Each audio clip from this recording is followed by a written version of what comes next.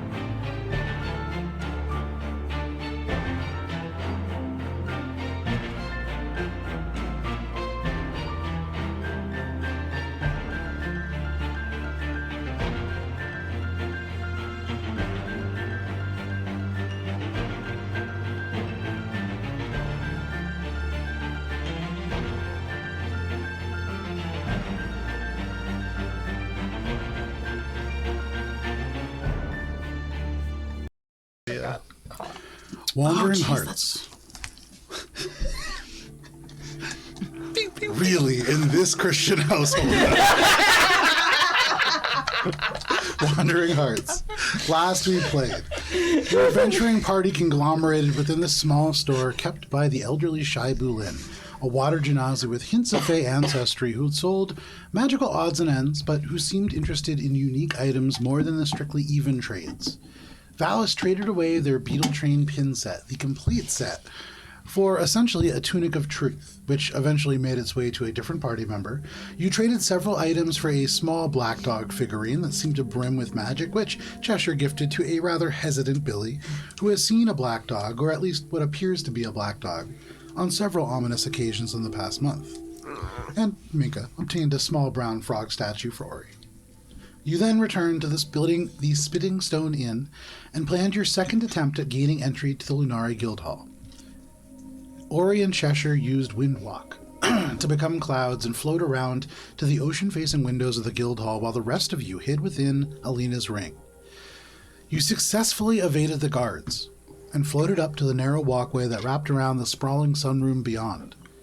And from the outside looking in, you could see the butler on the second floor and a garrison of guards clustered facing the door. But with this information, Cheshire cast Dimension Door and silently teleported into the far corner, avoiding the glyphs of warding on the floor just within. And you stealth your way beneath the stone catwalk that the butler patrolled behind the guards and examined a trio of portraits. You chose to pass through the central one, which proved to be an illusion, confirming what you had seen within the scrying spell that had been cast back in the Enclave. You passed through and into a space beyond that had only a large stone door with a sphinx carved into it. As Ori approached, it seemed to almost grow in size, though this is mostly an illusion, as though those of you within the ring could see just the regular door, and Ori just looking up and up and up at something that seemed to not be there. But as Ori approached, it spoke a riddle, of which Ori responded with the correct answer, a bookbinding, and was allowed to pass beyond. You descended into the Lunarish tunnels, finding a chamber with an orb of non-detection maintained by the Master of Confidences, who you heard referred to as Master Lunchlittle, and decided to try and sneak beyond. Ori entered an illusionary wall made to appear to be an empty space to travel through, but managed to dodge at the very last moment, doubling back. But Cheshire, crossing a powerful warding threshold that the Lunarish used to prevent scrying and other spells from entering past and into the structure, triggered the guards to respond. Combat broke out, and as the guards rushed to apprehend Cheshire, Ori, as a cloud, found themselves unable to assist. After having become both a cloud and then not a cloud, like 13 times in a row. It was like 3. It was quite a few times. You found yourself in combat, unable to go back, and instead rushed around to scout ahead. The party poured out of the ring, conglomerating in a space that quickly became surrounded by guards. To head off potential magic, Cheshire fired off a silent spell in the middle of the fray. The Master of Confidences was forced to retreat out of the spell's radius and then struck you with chain lightning that leapt from one to the next, but before too much blood could be shed, with the exception of perhaps Billy, almost killing a guard. From around a corner, Cheshire emerged, and after finally escaping their own silent spell, cast Mass Suggestion and succeeded in convincing most of the people in this hall to assist you. Ori, you rushed ahead. You saw down one way of this T intersection, this big sand pit. You could see a number of individuals, all like really strong looking, engaging in like, you see a guy who is just lifting a wheelbarrow that has like a huge boulder in it and then like setting it down. You zoomed off to the other direction, and there you could see down a series of hallways a staircase that led to another chamber beyond where there were these kind of glistening lights, and you saw people, and currently see people now kind of emerging up the staircase. But as that occurs, and as the combat stops, and as Master Lunchlittle speaks that he speaks only truths and can hear no lies and knows for a fact that Cheshire is telling the truth, that is where we begin this evening. Just one more. Good job, Lunchlittle. Lunchlittle. I know a liar when I see one, and you're definitely not a liar. That's literally what he just said, yeah. I cast Aura Vitality. No filibusters tonight. So right at the end of this, you reach within yourself and you shunt out this magical energy to radiate healing out to your allies. Sort of in the same moment as combat breaks. You can see the member of the Lunarish who Billy had mostly exsanguinated.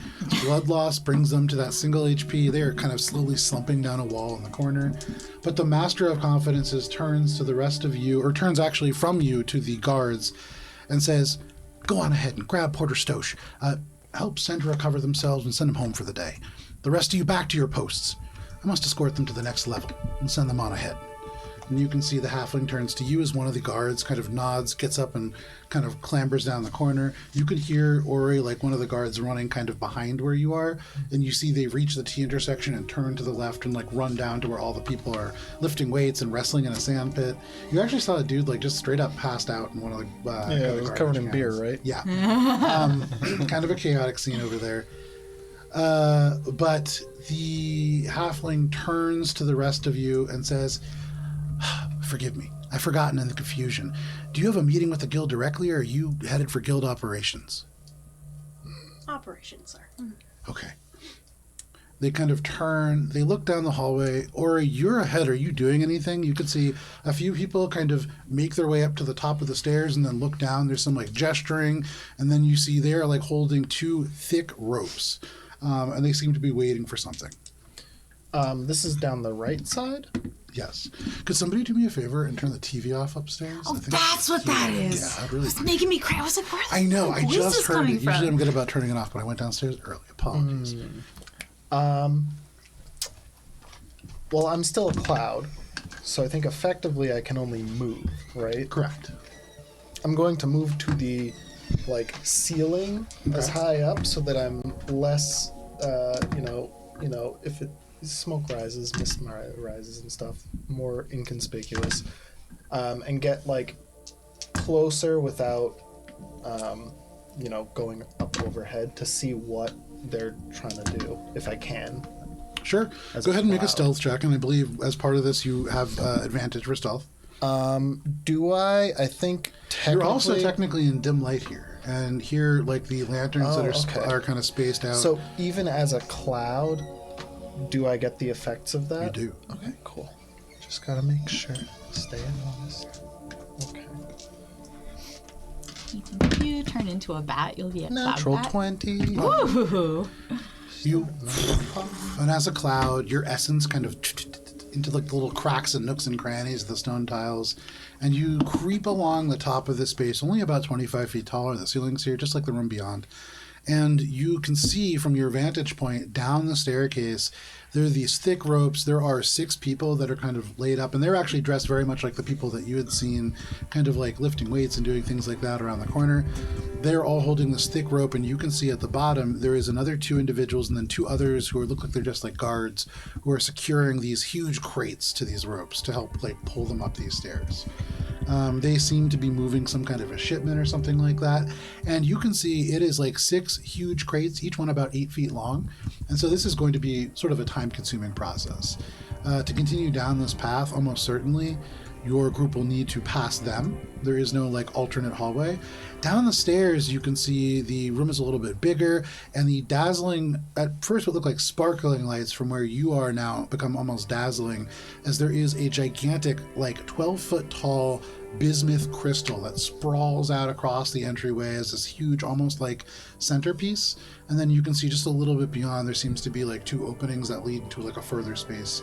There are a number of people who are standing as very like decorated guards. You can see, similar to the more advanced looking Lunarish who are out front, they wear the guild crest on their plate mail breast, or their plate, what is it called? A breastplate. Yeah. I can remember, it's the one that's just the tunic. But that is what you see. There is some kind of like discussion, but it's all about like getting these ropes and lifting with your back and making sure you're using enough people. We have spares for a reason. And all this stuff is kind of like being discussed. Are you doing anything else, or are you just kind of waiting? Well, I'm a cloud, and I'm super hidden right now, so I feel like I should continue a little bit further down this stairwell, because otherwise they're not going to be... Just to see what's beyond the crates, the bismuth is a little concerning, because that makes me feel like magic wards of some kind, so I want to be wary of that. But I want to try to see, like, a little further if I can get a better gauge of what they're doing with the 2, or is it 2 of the, like, elite Lunarish guild guards? At least 2 that you can see. Yeah, you can see there's 2 that are helping with the shipping process. There are 2 more further within. Yeah. Make a perception check. And then as you begin to move down, we'll move back over to the rest of the group. That's a nat 1. Easy come and easy go. You look down and you can see one of these kind of porters is carrying this big sack. And as they're walking down and you roll this natural 1, they catch their foot on this piece of stone. You could hear them go, "Oh shit!" And they just drop the sack and it opens and just flour up in the air. You see nothing.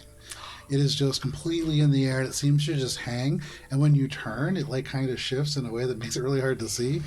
It's unfortunate, just terrible air Mix currents. with it. But yeah, you can like feel it in your bones. It's not great. You feel gritty. But aside from that, we'll get back to you in a second. For the rest of you, you hear the footsteps returning relatively quickly. Just around the corner was this individual. You hear several sets of footsteps actually. Is there anything that you're doing before these people return? Are we getting any healing benefit from the aura? Yeah. That's it. You fucking figure it out, bro. Yeah. Very helpful. Yeah. I'm not telling you how much. You're hurt, Good right? luck. Yeah. And you're hurt? Okay, I'll just pass out healing. 11, 8, 5. More do you can take my 8. Delina, you get hurt a lot? Excuse me? How much? How much hurt? How much? How hurt? much hurt on you on a scale of Pretty hurt. Ouch to- Half hurt? Ouch. half hurt? Alright, take Like 6. like 29. That's so many. wow. Thank you. So the healing radiates out from you, Valis, and for the rest of you, you can feel it's like you catch your breath extra quick. Take 24. So several footsteps rush around the corner. You can see the guard returns, and they step through the doorway. They point at this individual who, like, hands still around their throat, or still around their arm, sorry, as they've, like, slid down the wall. A few other people run out. You can see a sweaty dwarf who is wearing only trousers. Their chest is bearing tattoos that speak to a life lived in Darkbriar. For those of you who have been here, you can see, like, the skyline and buildings.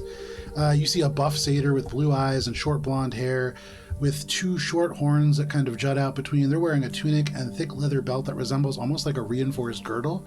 And then you see a human woman with hair drawn into a tight bun that reveals a chain of swords, like little chain links that look like bent swords that kind of go down the neck and then disappear into the tunic. Their arms are carved like rock that emerge from the stained tunic, and they just glide forward and past all of you and crouch down next to this fallen guard member. You can see they pull from their side this bag and they pop out like a potion of healing. You've all seen these before. They bend down and they say, "Oh, is no time for dying. You are still on shift, Sandra. Come, drink. And they just shove this right in their mouth. You can see as they dump it in, this what looks almost like a corpse instantly begins to regain a little bit of vigor. They start to choke, but the person jams it back into their mouth. And this is like a full-on, like, in plate mail guard, but this person just brushes their hands away like it's nothing. And they say, no, you finish or not work. Stop being extra large baby child thing, finish. And just forces this guard to finish the entire potion. But while this is happening, the Master of Confidences leans down to you, Cheshire, kind of conspiratorially, and says, I can get you down to the 2nd level, but I hope you have all your paperwork and emblems ready for the Porter Guild, and payment for the minimum 2 porters you need. I can't really help you there. Absolutely. We are all set. They nod and kind of straighten back up. When the potion is done, this individual straightens up. They kind of crack their back. They put the bottle back in their pack, and they turn, and they look at all of you and then to the Master of Confidences, and they say, so how in the Bleeding Mountains did you manage to get one of your guards killed? What is going on here? And the Master of Confidences says, a misunderstanding, nothing more. The porter turns, kind of looks at all of you and says, I've got keen mind. This group is not being logged for stewardship. Bare minimum coverage to progress unless 2 of them are being porter certified. And as they say that, you can see the Master of Confidences kind of locks eyes with you and goes, no, says, do not do this non-verbally. But the individual continues, must rectify, must provide proper emblems, must being booking of 2 of my portraits at minimum, more if hazardous cargo, more if living cargo, more if expedited, more if magical, more if specialist cargo, and so on. You are knowing this, of course, yes? So what is plan? and they look at all of you. The Master of Confidences turns, and all the attention shifts to you, Cheshire. What are you doing? Well, we're sure that this is where we want to go. Like, down this path. You have a pretty good idea that this is where you want to go. There's no other sort of path that you've seen. Okay. We are looking to fulfill our contract. I have the paperwork required. We just need to continue. Okay, but this is not... They lean into you and they go, I understand, this is not your problem, but some administrata need to line their pockets, I'm sure. They have not reported your shipment to us, and you cannot sadly progress without portership. So, needing to see paperwork or emblems, or perhaps you have two that can qualify for portership. One moment, please. Run over to Yes. They kind of... start fiddling through the bag. Okay. Looking for the money. Yes, but Open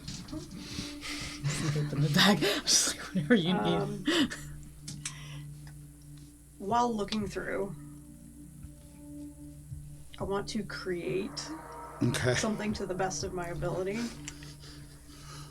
Like a shipment log or something, you know. Can I go Phenomenal. over and try to help? And by help, I'm gonna open my pack and it's like, maybe we left it in here. And I'm gonna open my pack and you see a forgery kit. So, a couple of things are needed for this to work. First, you can see the Master of Confidences, while under the mass suggestion spell, can see what you're doing and is not obligated to like lie on your behalf. So something to keep in mind. And they are definitely keeping a watch. And this porter, who you've heard identified now Keen mind. as Stosh, they're, yeah, I mean, they say that they have a keen mind, and they seem pretty keen. They're paying attention to you. They see the kind of look that you and the Master of Confidences exchange. You mark that. They're pretty with it. And so this would have to be probably a very good forgery even to make it past this individual. Can I start to like engage the two of them in conversation to draw the focus a little bit? So if Alina's like, while she's looking, Alina will just be like, so tell me, how long have you been a porter? Turns and says, real porters are born, mate.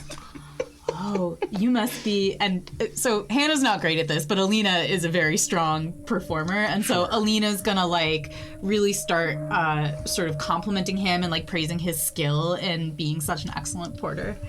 She, thank you. yeah, she, I just have a deep voice.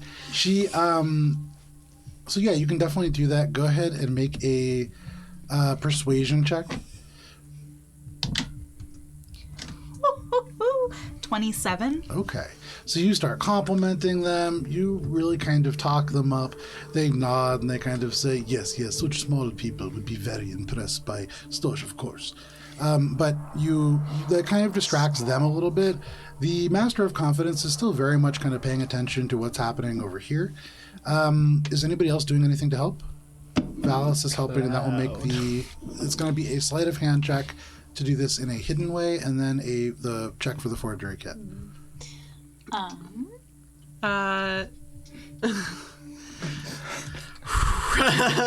no.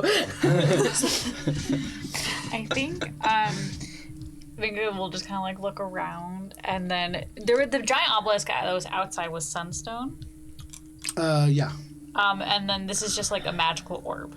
There's no like rock. It's like floating associated with it. glyphs that you can see Okay. that form an orb-like shape, but they're almost these rings of text that like are moving around each other to make an orb.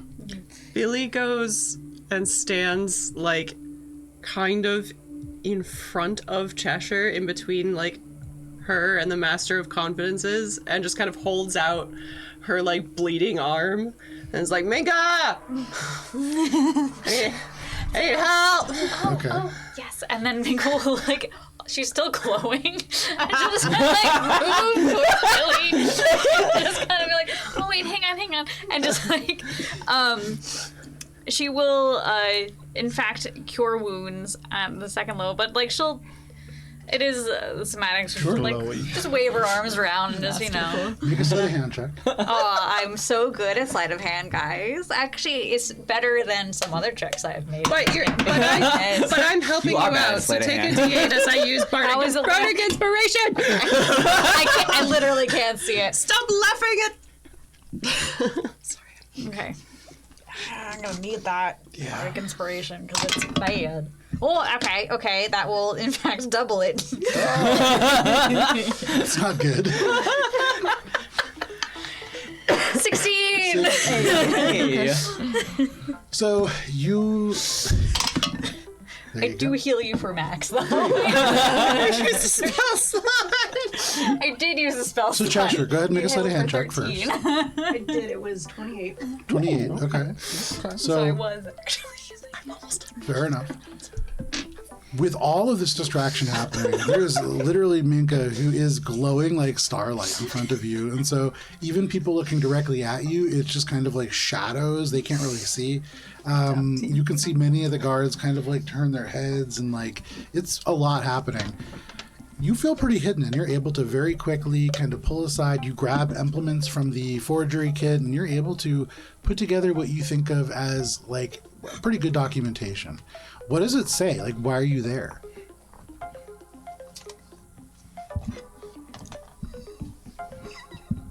Why are we here?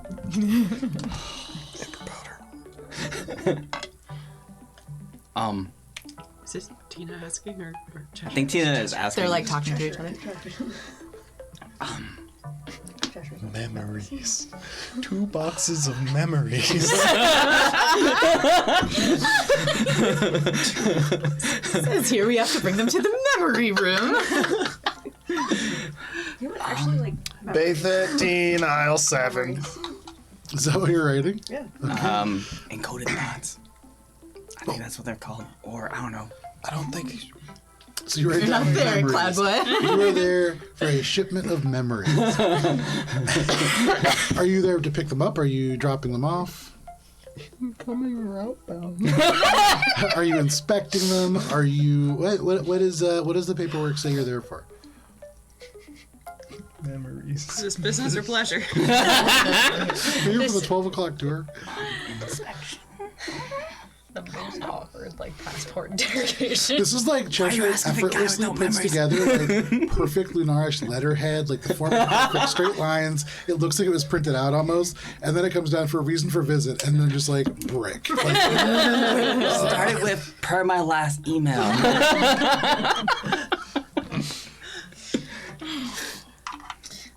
elemental mail is actually only in the Kimpet Islands. So. Per my last box. We are escorting a shipment through to a further destination. Okay. No problem. So you write up this paperwork. You hand it over to this individual, and they have to kind of like peer around Minka, and they take it, and they look at it, and they say, I will say this is the briefest shipping manifest I've ever seen, but it appears to be in order. So, you will be taking the minimum number of porters, or do you require more? And how will you be paying? Just the minimum will do for us. And how much will it be? Well, it depends. How much do your memories weigh? 0 pounds. How heavy are you? How heavy is your brain? With or without armor. When you say, how heavy are you, you can see she looks a little concerned. And she says, leaving cargo is, of course, requiring extra porters for containment. He's just a standard of measurement for our business. Like, oh, this weighs about as much as one vowel. Make a deception check, Billy and Alina, and take the higher of the two. Deception? Yeah. It's not me. 27? Looks at you. So you've come and you've said that your business is delivering or escorting a shipment of memories, roughly the size and weight of one vowels. No, we need to know how many balances to multiply it by. That's fair. In real life, we use hondos as units of measurement. So. No, absolutely. This is like a business. And this is, you're like talking to the person that like does all the weights and measurements at the post office. Excuse and me, you're telling them one how of do you one think- block. This man is our weights and measures department. Yes, they call me the master of weights. They sort of nod and they say, "This is highly confusing. It is not my place to ask these questions. The Master of Truths will, of course, inquire, but I expect that you will have good answers for them. It will only take 2 porters to take one of him. Of course, with the mandated 30-minute breaks for each 6 hours worked." They're equity porters. They nod and they say, they kind of look at you and they say, "We are proud of Porter Guild. It has taken a long time to secure these terms. Unions are really important. You can join Porter Guild. No, thank you. Would not need to take Porter with you." I'm in a different union already. 6 hours is a lot of. That's not They good. they just kind of nod and they say, "Most respect emblem rules."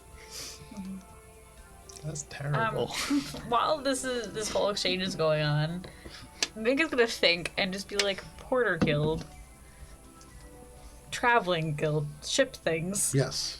Do you need to be like physically strong to be in the Porter's Guild? Is that like one of the So you requirements? like look over at these people who have come. They're all like jacked, Yeah. like shirtless, sweaty people, and Okay. like that seems to be kind of the Right. theme.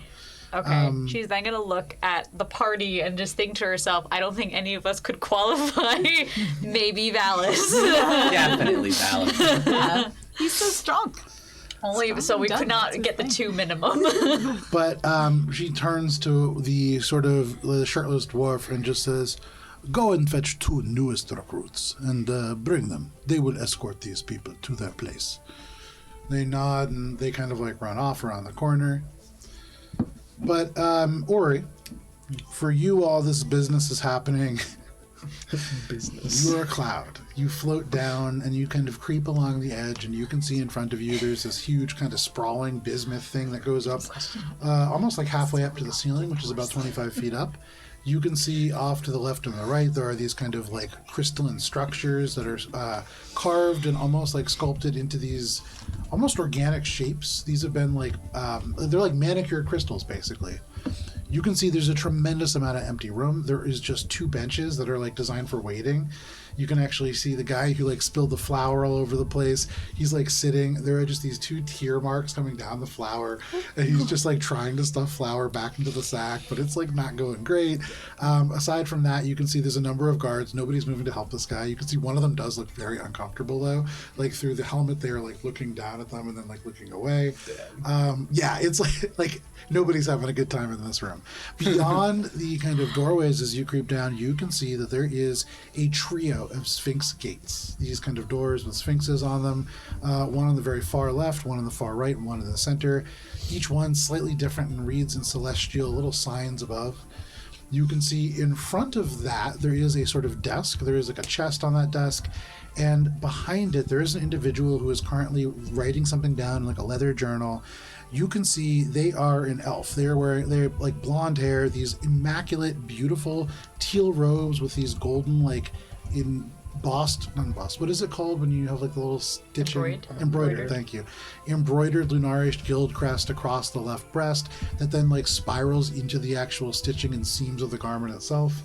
And you also see on their forehead there is a at first it's kind of stunning because you think they just have a third eye on their forehead, but it is like hyper realistically tattooed, and there is something that kind of sparkles from it. But they are currently like writing something down. They're not looking at you at the moment. They're maybe like 100 feet beyond in the other room. But that is what you see beyond there. Master of Eyes. A sparkling eyeball is probably magical, right? Just based on that description. It's magical, Well, like- probably, yeah. Yeah. Well, like, probably some sort of eye of truth is what Ori would probably think. You've heard Sort of Master of master. Truths Yeah. kind of mentioned, and he's sitting in like the central So desk in this probably, room. like, if someone's going to be able to see through Ori's cloud form, it's probably the guy with the tattoo of a sparkling eyeball that's hyper-realistic on his forehead. It's a reasonable argument. Cool. Okay. Gonna. I don't want to push. I want to push it, but I don't want to push it. I'm gonna wait because I don't want to be the first one down there. Sure. No problem. Unless it seems like he's totally not paying attention, I can catch him off guard and sneak by. But then I'm still dealing with the Sphinxes, so now I'm waiting. I imagine this is in turn. Or it's Yeah, turn or it's like- online as you just look in, like, The neurons are really separated in the gaseous form, so it takes a while for the two to connect. So, no problem. You have that conversation with yourself. That goes on the entire time. Other people take long rests in the interim. You lose cloud form. No, so yeah. back with the rest of you, a couple minutes pass, and a pair of individuals make their way around. You see a beefy gnome. This gnome, like, jacked. They have a mustache. They're kind of like balding. And you can see they're wearing like these leather suspenders that have this attachment around their ribs that is like designed to stabilize their back as they lift stuff. They come around, they give you like a very business like nod, and almost immediately their eyes kind of open up and they just go, "Oh, what are you guys taking?" Just us. Memories. They kind of sidle over to you and they look and they go, "Oh, these are really cool kind of garments that you're wearing here." And they sort of like ruffle through the things a little bit. You can see the porter kind of shakes their head and she goes, "These are new recruits, so little rough around edges, apologies. This is Gostor, and the gnome says, Guster." And they just kind of like offer their hand to you from like inside your garments, kind of pull them out and shake him. The other individual that follows behind is a very large dwarf, and they kind of nod their heads. They look a little dirtier than even some of the other porters, and there's a bit of a smell that comes with them as well. But they just kind of nod. Is his name Pigpen? The porter says, "No, this is Oban. They will accompany you. They will be everywhere with you. They will handle all cargo, be they memories or people memories or whatever business it is that you have. They will deal. They are only able to be carrying things always, every time, whenever. Because is liability. You are small and weak. Cannot be carrying things. None of you could be porter. It is born. Like I said." She kind of inclines her head, Should we tries need, not to like, laugh. paper for that? "Oh no, pay up front, 2,000 gold each." Nina sort of just reaches for the bag of drow gold. She's making eye contact. Each shipment or each porter? Each porter. Okay. Nobody's saying no, so she starts to fish out the gold out of the 4,000 drow. pieces of gold. yeah, one at a time. It's like paying for something in pennies, you know. As you're doing that, she says, "If you cannot afford, can try to qualify as porter, but you cannot win. I do not Can think." definitely afford. I'm the treasurer. He's and- counting hard. I have keen mind, can count for you. Sure. Why don't you help me out? And she's just gonna the bag of coins. Sure. What is your passive perception? 14. Okay. Really? Never mind. I see. Yeah, there you Yeah. go. Never mind. But I don't. How much gold do you have cloud. left from that little stockpile? Like 5,000. Shit, sorry guys. No problem.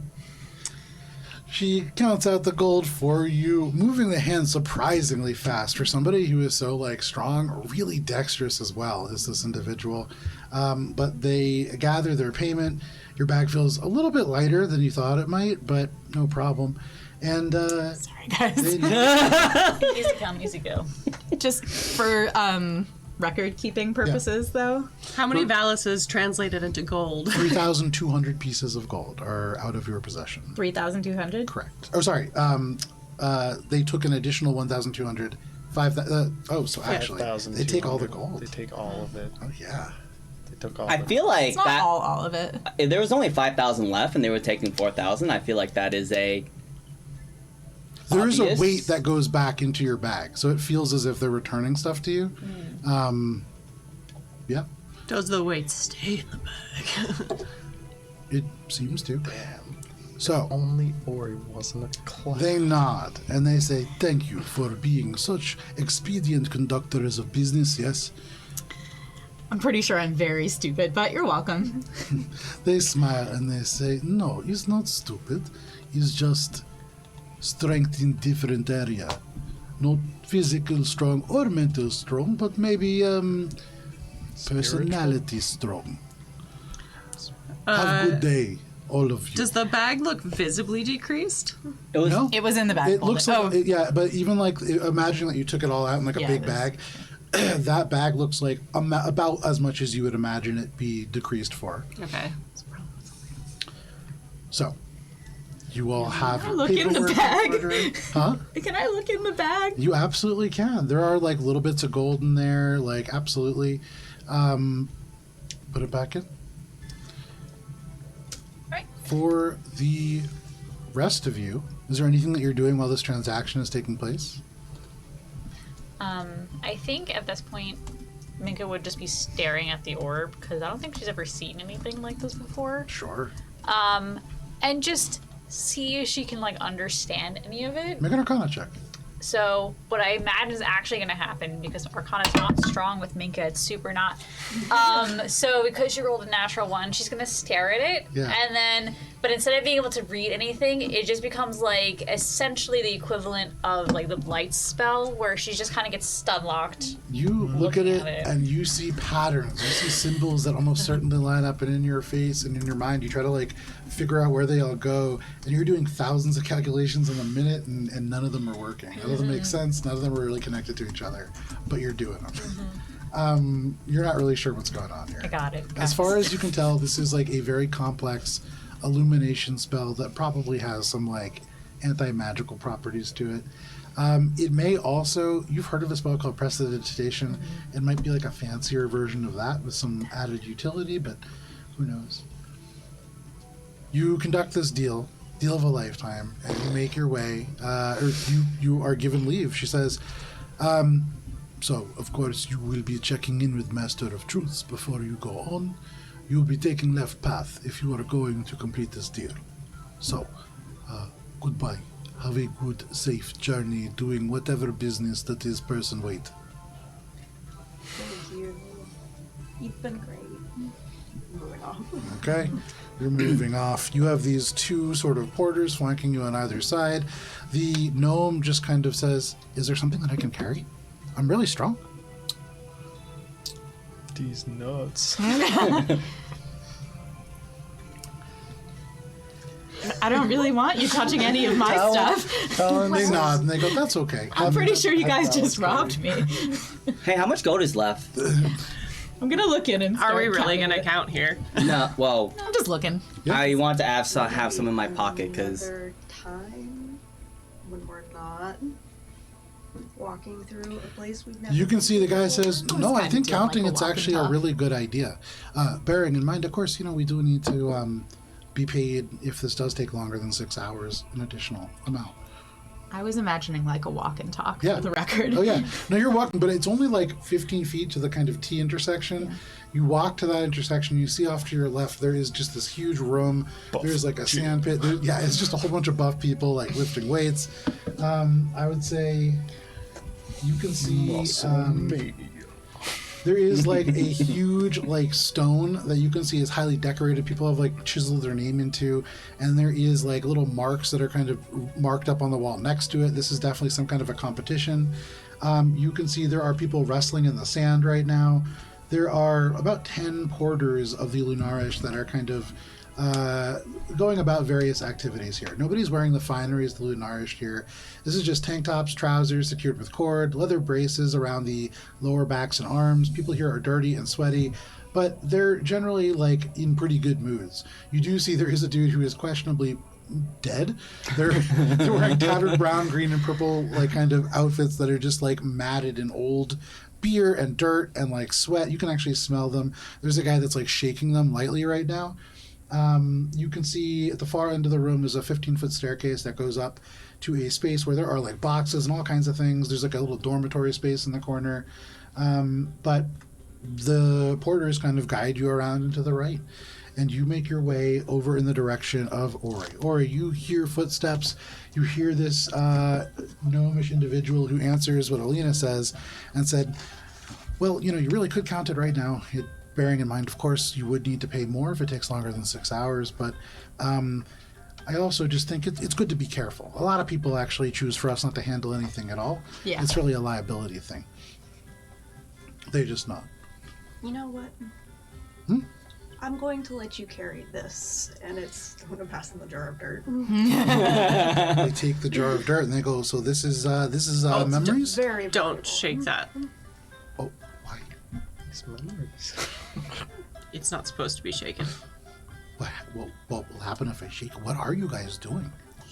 Isn't your job just to carry stuff? Well, Please. yeah, but I also, my personality is asking questions. If you damage it, it'll have to come out of your insurance of the Porters Guild, so you should be careful. Billy kind of like leans down. Now, we're not supposed to know. That's the thing. But when you shake it, something big happens. We are meant to be safely transporting a bunch of stuff, and we're doing this one with the utmost caution. Make a deception check. This guy seems pretty dumb. It's probably a low At advantage DC. 'cause I'm helping. Hey. How are you helping? I mean, look at her. Theatrics. Just regular. It's gonna be a 23. Okay. The 23, they look, and then they look over at Cheshire and they go, wow, you must really trust me. I won't let you down, I promise. This is kind of scary. This is usually like right tunnel stuff, but all right. And they take it and like they hold it fully extended, like arm's length, and like very gingerly walk with this jar of dirt. Did you already hear the right tunnel stuff? Yeah, they're like underneath you right now. You can see there's a number of people who are all kind of like gathered here. The gnome kind of goes, oh shoot. I can go try to clear the way for us, but what do I do with this? I kind of don't want to put it down. You hold on to that. There's two of you. And Billy gestures to the large dwarf. Okay, I guess. You can see the dwarf just nods and goes, yeah, I can do that for you. They like walk over, they turn, and Ori, you have a good passive perception, correct? What is it? 26. 26. You hear him lean over. This person is beginning to heave up this huge crate of what sounds like pieces of metal clanging together. And he goes, hey, we need to go. Or sorry, so many accents today. We need to go. And the porter who's like lugging this rope up just goes, so do we. And the guy goes, yeah, I can see that. And he turns around and he like lumbers back to you all. And he goes, I tried, but we need to give them right of way. And they kind of lean back up against the pillar. And you can see the gnome goes, oh man, I bet I could have convinced them. But this is really important. And I pulled this jar of dirt. You see slowly they are like moving these crates up. You'll probably be here for about 30 minutes. There will be other kind of traffic coming and going. Is there anything that you guys are doing? If that's taking that long, Ori might get impatient, but for now, waiting. Okay. You're You, waiting for now. Help? So It's a liability. there's someone moving a giant set of crates in front of us. 6 huge crates, yeah. Each kind of festooned with these tiny little emblems that you've seen from the Emblems Guild. They have all their paperwork in order, but they are hauling them up and like moving them up the stairway. The stairway is about 10 feet tall with these 2 crates coming up these 2 kind of makeshift pulley systems. They take up the entire stairway with maybe like 6 inches between them. Minka's gonna just like look down and be like, are they allowed to receive help, or is it also a liability thing? It's kind of a liability thing, and it's kind of how we make our money, so it's sort of looked down upon. I mean, that's fair. Billy's going to just kind of like think at Cheshire. She can hear me. Are we just waiting for Ori to reappear? Is this fine? What's going on? You wanted in. Ori wanted in. Alex wanted in too. So, does anyone know any good games? I think Ori's gonna try to sneak down a little bit to see, like, just over the crates. Okay. Like smoky form through them. Would a visual perspective be helpful? Yeah. Do you have a mini for Cloud, Ori? I don't actually yet, because that has not really been a thing. Does anyone have cotton balls? It's not really Ah, look at him That's go! pretty good. Spooky ghost. I'm a big spooky ghost. Not exactly sure what our plan is in here. Me neither. I didn't think we'd get past like Nope, the not me fighting neither. people part. And Yeah. Alina's just gonna be like, Cheshire's got us this far already, and when I talk, I just fuck things up. So I'm just gonna. I could move Mugging each of you, just like be cool. door cracks if there's cracks in doors. Right? So- it's like a I feel like we're doing a very good job, and I think Cheshire what's should be proud what's of us. the name of the spell specifically? windwalk. Windwalk. The last time we were undercover doing anything and Minka spoke, she ruined everything and got lit on fire. We've all So learned a she's lot of like- lessons. So yeah, you can see what's on the Trust in table a little Cheshire. bit on camera here, but you can see it in much greater detail at Elberon RPG on Instagram, Threads, Blue Sky, and various other social media. Blue Ski. I do like that in my head canon. But Ori, you are in the very far kind of direction over there. The stairs come down and down and down, and then there's 5 feet, and then you would be entering in between those 2 guards right there. Gotcha. There, the one on the left, the one closest to Kara, is the one that was like awkwardly looking at the guy who has like since kind of packed his like whatever flour he could get off that corner, and is now waiting in line behind all these people like lugging these kind of crates and things. So the crates are coming up this stairwell that's coming from this entrance? Yes. So like they're a little bit past where the doorway is, and they're like Yeah. hauling things up. Okay. You're floating up in that kind of like tunnel that's coming down. foot of You the can stairs or see whatever. there's a couple different guards all around here. There are 2 that are wearing like really heavy armor. They have some kind of like necklaces and apparel that are a little bit more illustrious than even the guards that are at the door.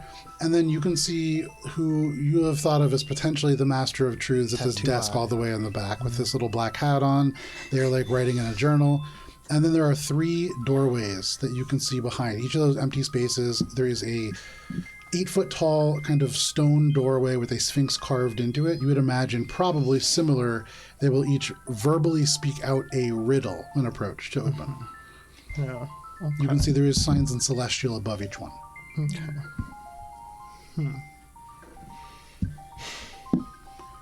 When we first get up to them, how close are they to getting They're like just starting the hauling process. They set up like a bunch of people. They have like actual pulleys that are anchored into the walls, and so they pulled rope through them. You can see though there are 6 porters, only 2 of them are actually working. 2 of them are standing by the box, and 2 of them are standing midway up the stairs, and will probably like advance in front of it, just watching the crates come up. This is like very much a union job that is happening right here. This is something that probably could be done with 2 people, but it is taking 6. And then 2 guards. Cheshire's gonna make her way up to one of the ones who's like actively loading, lifting, engaged with it. And just be like, Sure. I'm so sorry. Do you mind if we just squeezed in real quick ahead of you? There's like 6 inches of space that is kind of in between the 2 crates that are coming up, and they turn. They're like holding this, and they're like, "I really would love to help you, but we can't." And they like grab it again, and they like continue to pull. But you, is there anything that you're doing to try to talk around them? Blow up the crates.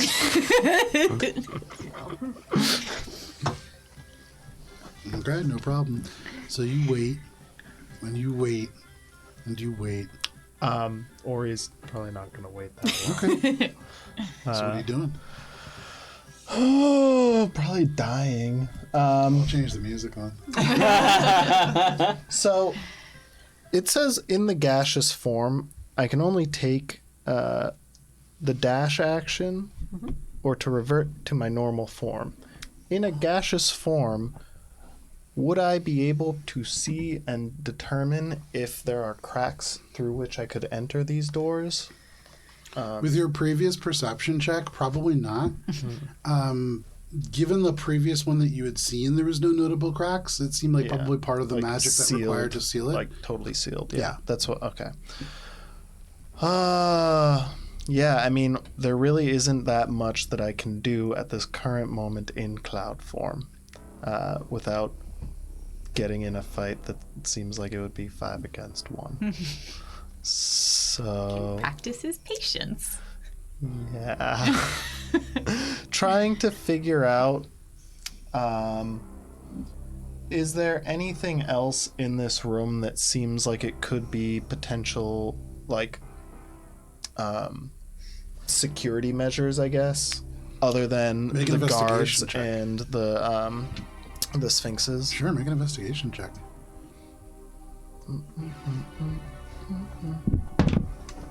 Nice. Look at that number. That's a good number. Investigation 26. With the 26, you cast your gaze about this place, and you can see almost certainly these 2 kind of like curated crystalline sort of metal ore sculptures on the sides of the room probably have some kind of offensive feature. They probably require somebody to start them, but almost certainly some kind of like a magical turret almost.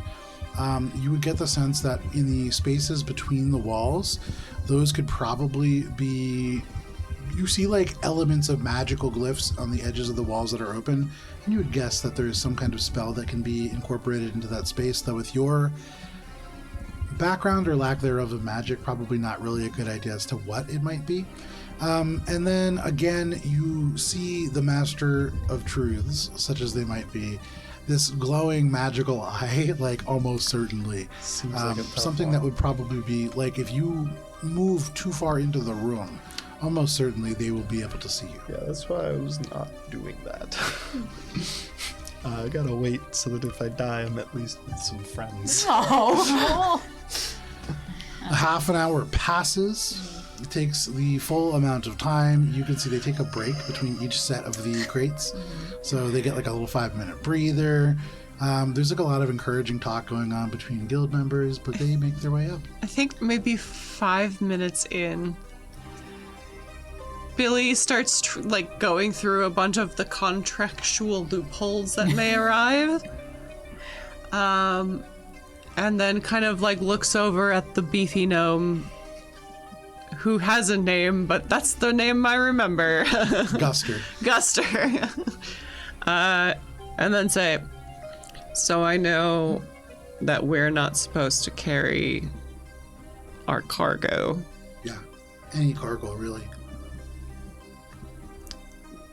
Are we contractually obliged, therefore, to carry you? What? Could we carry you Well, as a mode of transit? I would need to ask a senior porter that. Nobody's ever asked that before. Well, if no one's ever asked it before, it must be okay. Make a persuasion check.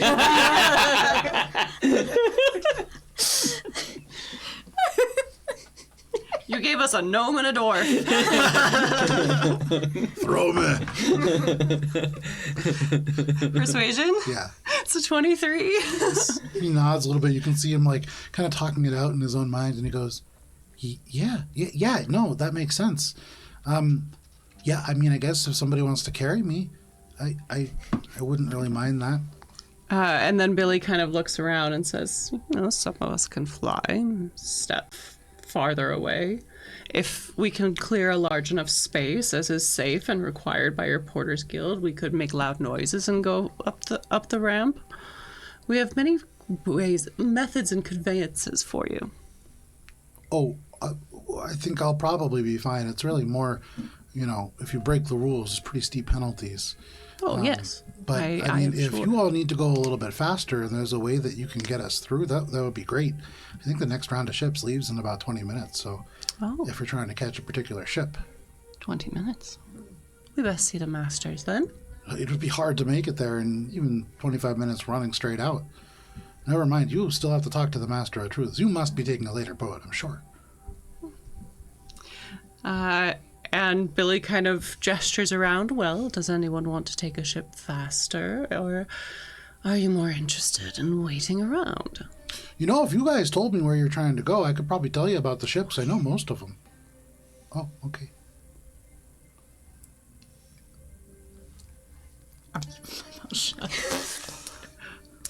Well, all I really know is that,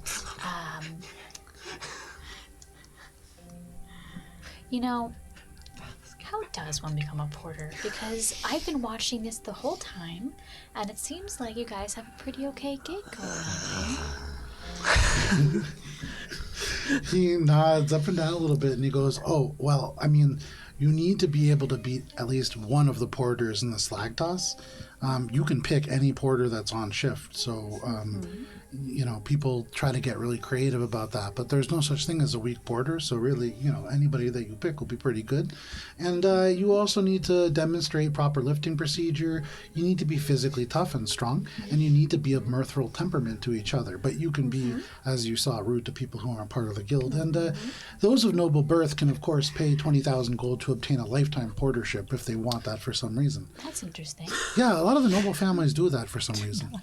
Oh, no, I can understand. I mean, like... Why? Oh, well, if you really think about it, some people enjoy paying money to bypass large amounts of effort. Carry on, I guess. What am I doing?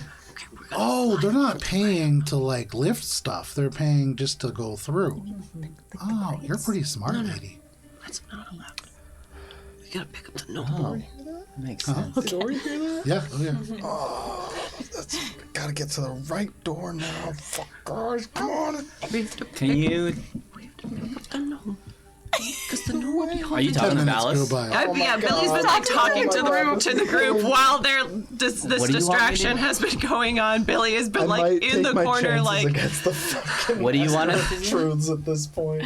Sometimes you gotta She do it. wants us to pick up didn't want to cross talk. the gnomes, carry He's like, them. No, see, they're not allowed.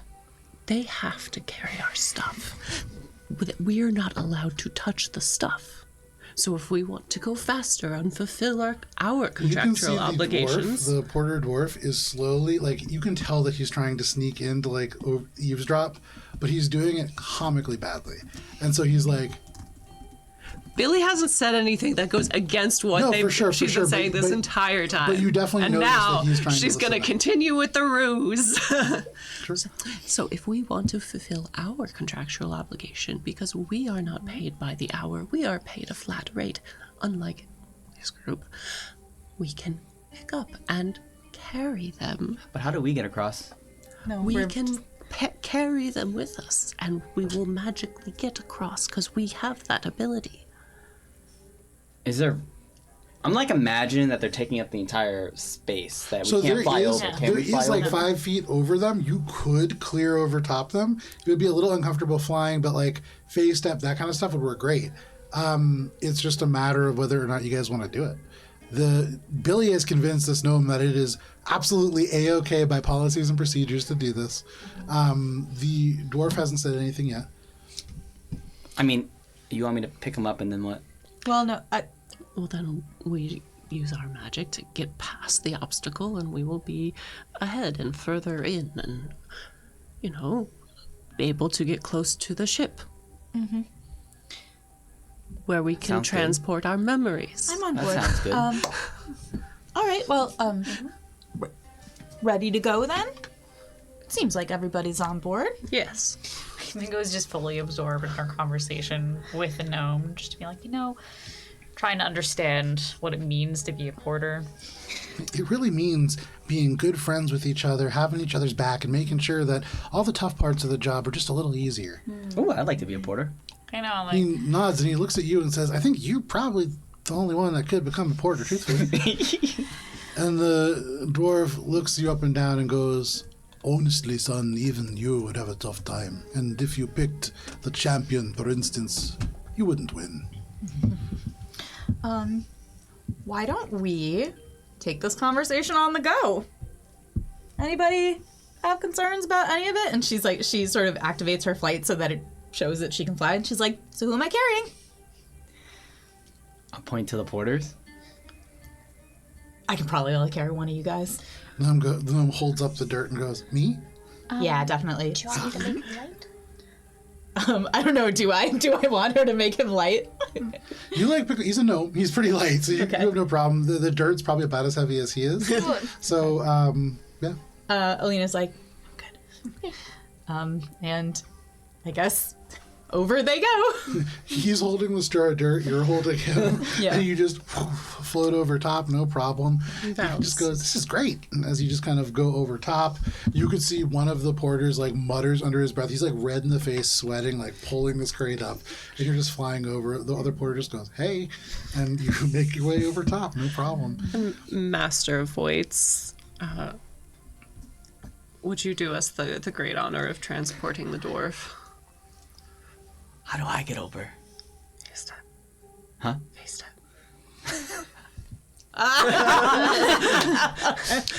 Do you want to get to the? Do you want to get to the other side right now? He nods, his brow is furrowed, and he goes, I'm going to be honest with you, son.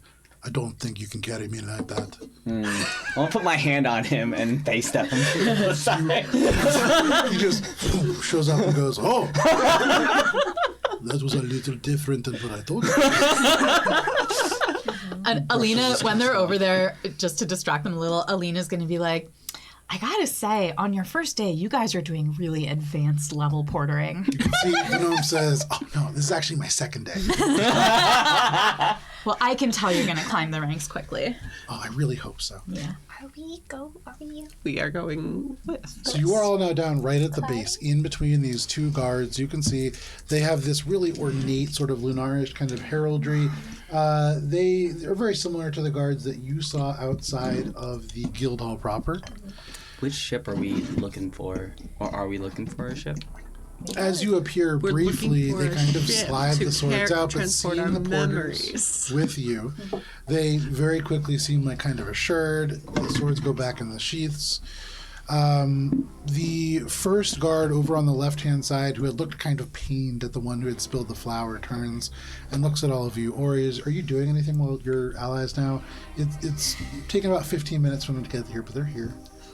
I mean, I still can't really go anywhere until this Master of Truths is distracted enough. Sure, no So, problem. If only you had some idiots for friends. waiting for the distraction to kick in. Very painfully waiting, because it's been like an hour now. It has not. It's been 15 minutes. So this other guard kind of turns to all of you and like nods and just says, the Master of Truths has no appointments in their books for this time. Oh, I'm sorry. We were supposed to be part of an earlier run. They But hold up a hand and they go, "It happens all the time. Who may I announce coming in?" The good Lord Batman. They nod and they say, "I've not heard of that name before, but, okay." He's very new, risen up through the ranks. But the person to know. They nod. They kind of hold out a hand. Is there paperwork that you have with you? Paperwork, they look it over. And they nod and they say, "So you're heading to the docks.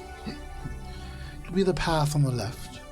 You should check in with the Master of Truths. They will ensure that there is no enchantment or charms or anything of that nature, and then you'll be right on your way." They return the paper to you. So, thanks. Did you say that? I say it quietly. They turn to you and they say, "Well, just in general. Can't be allowing undeclared enchantments to come in. People try to do all sorts of things to get better deals, to manipulate the cargoes of others." So you mean like people trying to like sneak things in? Yes, of course, it happens all the time. Oh, isn't that like smuggling? It is. And unfortunately, Darkbriar goes a little bit light on criminals that engage in smuggling, and so we found our own creative ways around that. Oh. They nod and they say, "But you wouldn't, of course, be engaging in anything illicit. So you'll have nothing to worry about."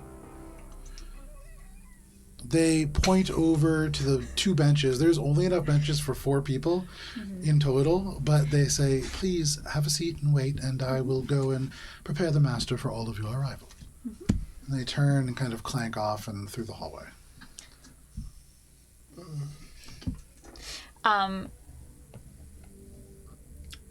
I don't have any paper. Never mind. Okay. I'm pretty sure that I've gained and lost paper multiple times, I believe, at this point. You doing anything? They're going this way. The guards at the front. The only one of them is Only coming one. out. He's going in through the doorway that is Is one closest of to the Hannah. more elite-looking ones? No, the 2 very elite-looking ones are standing right by either side of either of those doors. I guess. Fuck. Like, I can You can see either they wait a have. minute to try and change back and then get fucked, or I just let the fucking next thing happen as a cloud and get fucked. I guess I'm just. You know what?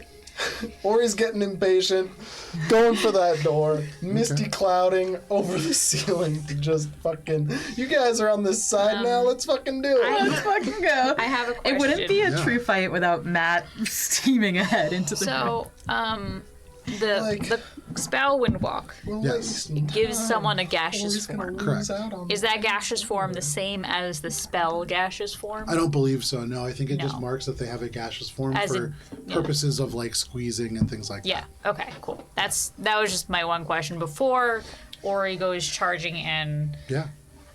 So So Ori, make forget. a stealth check. Is Windwalk on all of us? yes, Okay. it lasts for 8 hours. It's not Is it still concentration. dim light It takes a minute to switch back in and this forth. area? In this area, so as you have to pass over and around this bismuth that is almost certainly magical and the main source of light here, it would be no, but then when you get beyond there, this chamber beyond, all of that is dim light that is being shed from these lanterns that hang from the ceiling. Okay. So it's bright in that first chamber and then dim on the chamber Okay. beyond. That's what you get with your high ceilings, rich bullshit. Stealth check is They're not really, they're 25 feet high ceilings, which for like big guild halls like this, relatively low. 19 in the not dim lit area. Okay. So you gaseously kind of sneak your way in. What is your passive perception? 26. So you actually hear a little bit of the conversation that's happening also read this. as the guard comes in. But with the guard in there, and especially because they're kind of standing where that wall is, you can't see them. You're just hearing it as you sneak up. And you can hear the Master of Truth says, just make them wait for about 30 minutes and we'll see if there's any suspicious behavior. After that, welcome them in and we'll see where they're trying to go. And then they look up and like lock eyes with you as you kind of clear. is one of them a ghost? The guard turns. Dash. Sprinting. Are you dashing? I mean, I can only dash. I'm a cloud. So he's moving at like I can 600 move feet 300 every feet per second. 100 feet per second. No, I can move 300 feet in an action, I And- believe.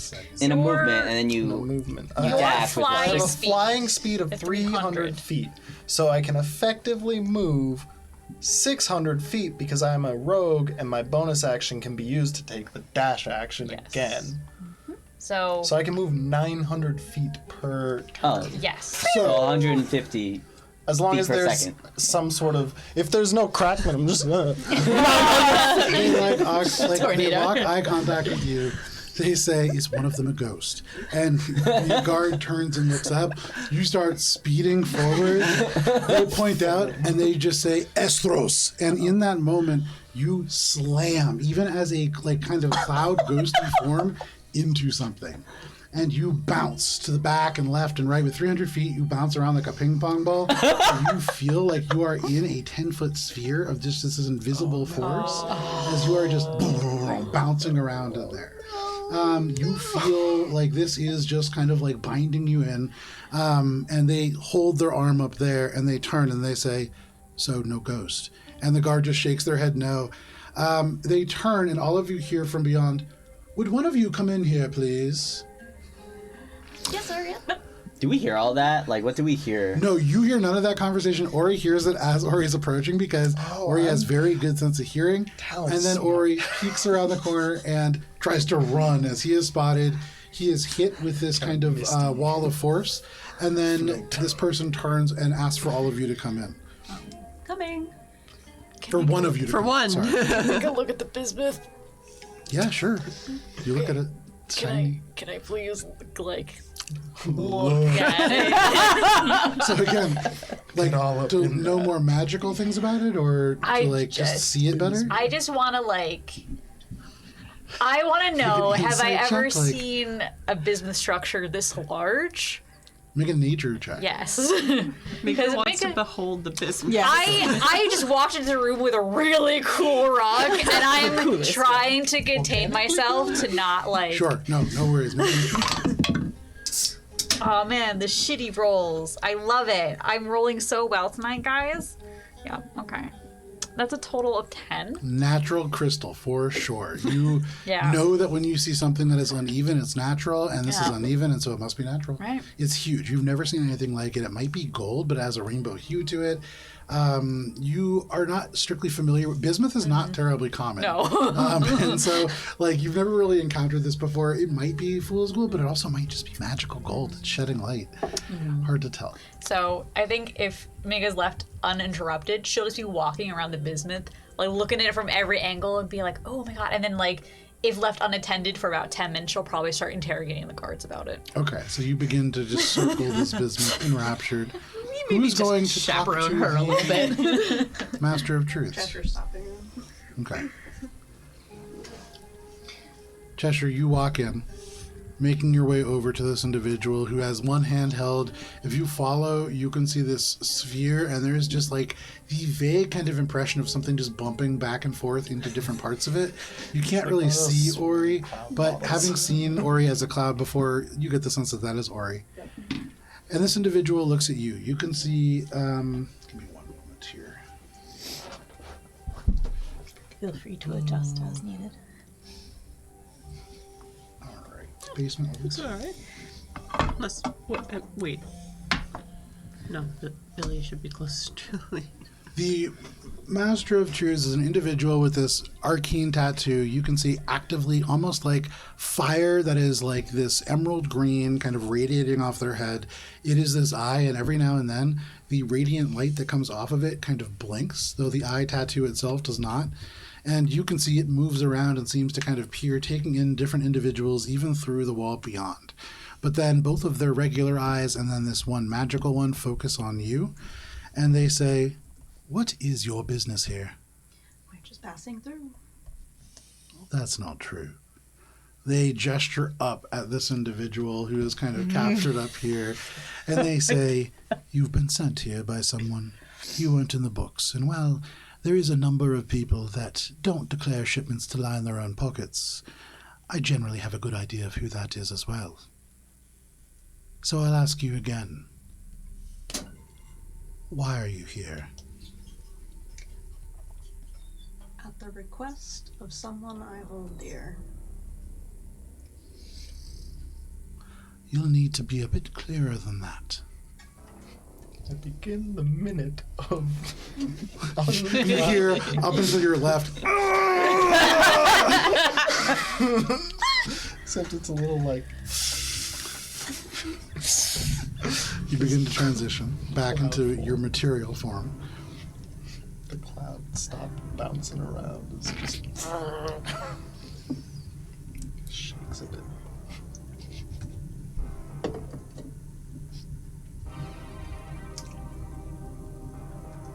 Might I have a word with my colleagues?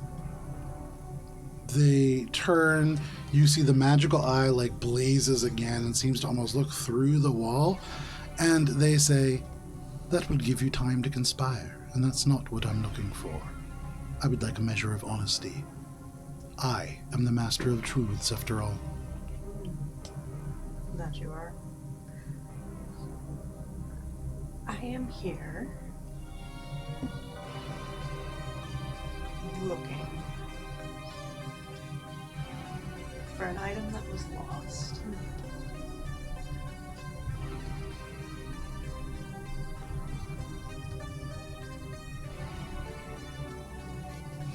They wait for so long, that's all that you say. And they look and they say, is your friend really worth so little? Or what is your constitution score? Oh, not great. Is this non-magical? Damage? This is not damage. Oh, okay. Or just all of gonna a get sudden, as switched your on gaseous that. form, you're flying around, and then you just can't move. Constitution is 13. You see the eye shifts, half of it glows blue, and all of a sudden the oxygen just vanishes from within the sphere. And you begin to suffocate. As still cloud, I Yeah. was wondering Okay. where he Does that- went. delay so or sorry. stop my transforming? I'm It still doesn't. If you die, you boom, back alive. into a Okay. corpse. Okay, so currently, If you become an object, the effect can no longer yeah, happen. yeah. Okay, so I'm no longer changing back because I'm suffocating. Correct. Okay. No, so as long you Oh. have, I believe, I think it's like a minute of breath, I think so. Yeah. and so you can complete that transition before you Oh, I have, truly like, begin to suffocate. 30 seconds before I die. 6, I think.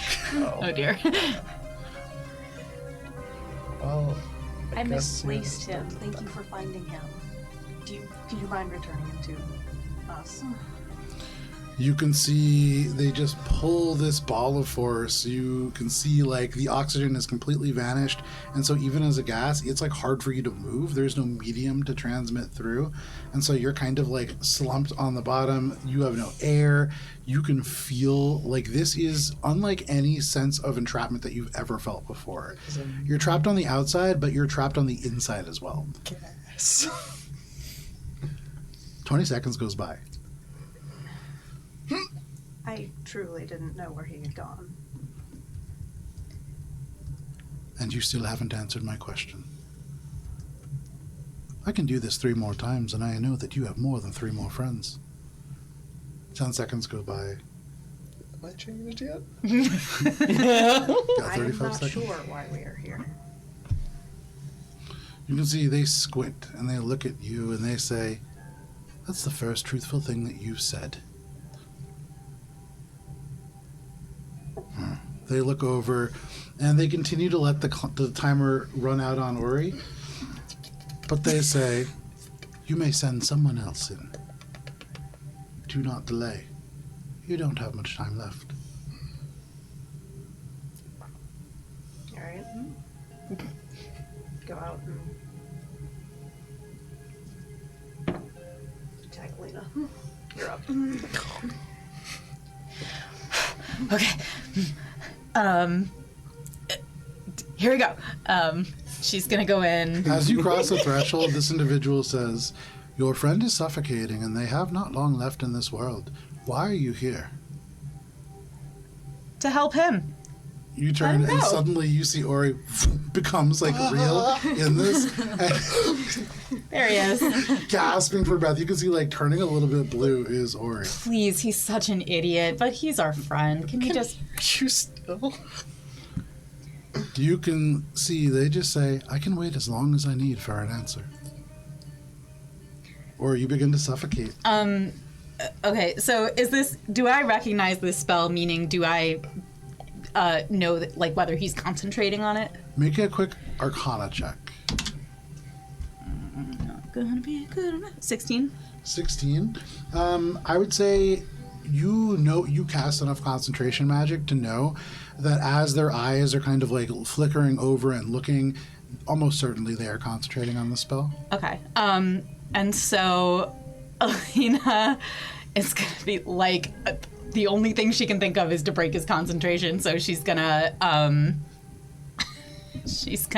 fucking tackle him. I was waiting for the headbutt. Yeah, with You the start horns. talking, and as you're talking, you're like already starting to trot forward. Yeah. And so this whole conversation happens over about 6 seconds. Ori falls like unconscious, begins to like black out, and then you just leap over. And we're gonna roll for initiative. This is like the fighting cover of like a movie. Like Alina's running up like this, the other guy is just standing there. But no problem. Everybody, go ahead and roll for initiative. Oh man. He's gonna die. You tagged me in. No, I think to go eventually. I think it was tough. It was a tough situation to be in, and he really only was going to take a correct answer or like a truthful answer. At break time, can I ask if my idea was the right one? Yeah, you sure can, and I can tell you, it sounds great. Sounds interesting. That's crazy. Do it, man! All right. So, anybody natural 20? No. Okay. Anybody 25 to 20? 24. 21. Nice. What is your dex modifier? Me? Yeah. 2. Okay. Anybody 20 to 15? 19. 19 for Cheshire. 15.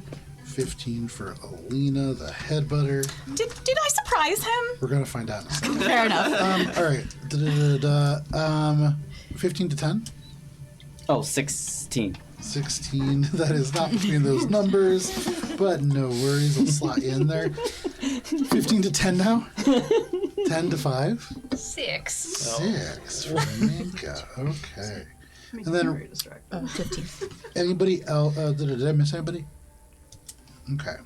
So as this works out, Ori will be starting us off at a 24 as Ori just slams into the ground and kind of regains consciousness. Oh, never mind.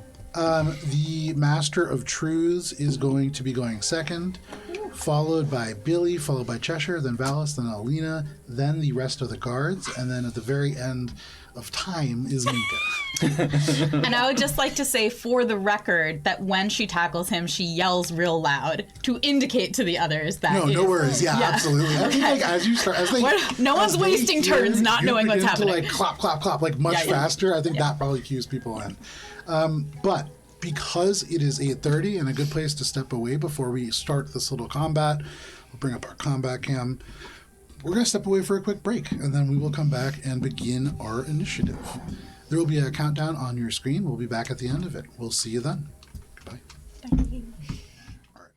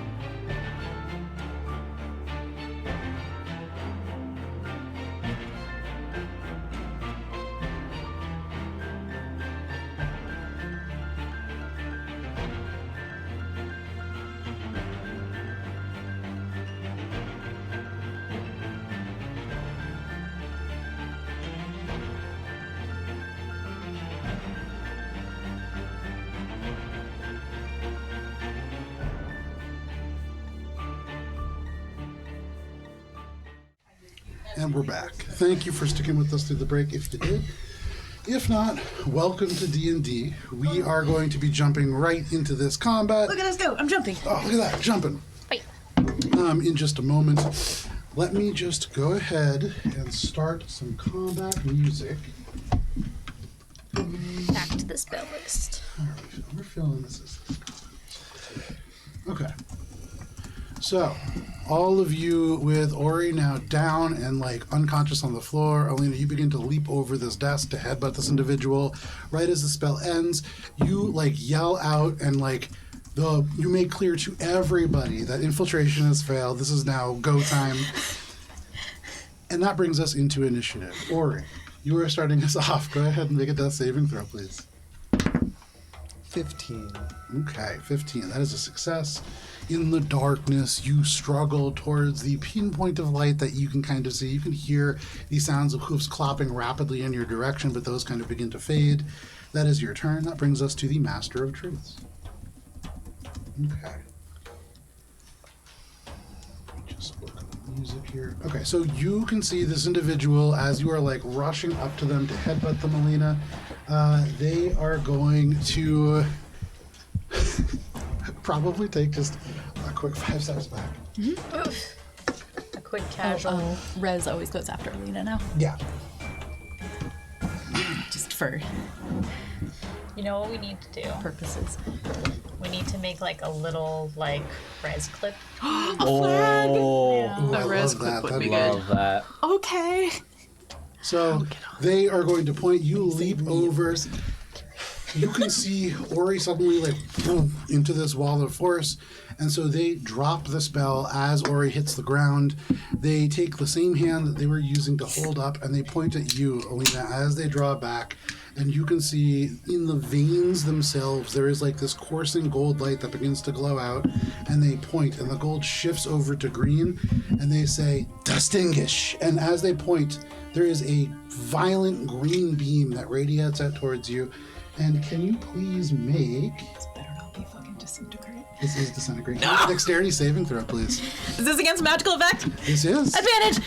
Oh no. It's fine. Everything's good. Yep. Dexterity. 18. That is a meets it, beats it. And so you are able to overcome as this is about to hit you. You dip down into the right. You just kind of use the elements of the kind of crate that's in front of you to shield. The disintegration ray strikes into this and immediately just evaporates it. You still do take half damage. I'll just use the computer to roll all of these d6s. You don't have to roll all of them. You can skip some. No, all 10. Alina, you take 38 points, halved, to 19 points of force damage. Oh, sorry. Plus 40. That is a 19 plus 40 is 59, halved to 27 points of force damage. Wow, disintegration is a nasty spell. I didn't realize that it has that little plus 40 bonus to it. As they point, it just like ripples through you. The crate just evaporates. Where you can did I see land? disintegrates. You are right there. Here. Yeah. You can pull that crate off if you want. That's gone. You kind of duck down for cover. You're not prone for like movement, but you're just kind of like there. Got it. That is their turn. That brings us down to Billy. Billy, the plan is going awry. What are you doing? So when you said earlier that we couldn't hear what was going on in the office, is that like a sound barrier? Or No, just, before like, too that far was away? because they were just chatting like to each other over the desk. Ori was like floating over and overheard them, basically saying like, make them wait a bunch, we'll see how they behave, and then we'll go from there. Now that you hear like the hooves, you hear Alina like shout as they begin to go forth this very pressured speech about like, we're just trying to find our friend, and like the hooves scrape as you hear Alina leap, and then there is disintegration, magic darts out and carves through the wall in the room. There is things happening. So there's things happening in there. Yep. What are the guards doing? The guards, they're like turning, they're drawing swords. They're turning initially to like respond to what's happening in there, but you imagine like they'll put 2 and 2 together and start fighting you very quickly. Right.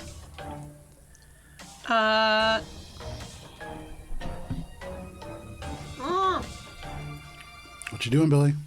Sorry, I don't have a AoE thing that I can do. So Billy's just going to kind of like casually walk forward for about like a second, so that she's like past the line of business. Okay. Like this way. Nope, past it. Yeah. Just kind of like feigning curiosity and cast mirror image. Okay. You feign curiosity, you kind of stroke your chin, and then Billy. No problem. Where are you going to end up? Billy is going to end up, if they still haven't turned yet, Billy's going to try and go through the door. Okay. So you can try to move through the door. I will say for this first round, that won't provoke an attack of opportunity. They still have their weapon sheathed, but they are like turning to draw it. You're trying to walk into this one? Yes. Yeah, so go ahead. No problem. Take me the 10 more feet. Yeah, there we go. You make it in. That's all 30. You can see there are just like crates and things piled off to the left-hand side. You can see Celestial glowing over each of these doors. But that is your turn. Yeah. Alrighty. That brings us to you, Cheshire. Assess situation. Cheshire, you send Alina in, and then Ori is dying. What do you want to do? How far away am I from Ori? At the moment, you can't really see Ori. 55-ish.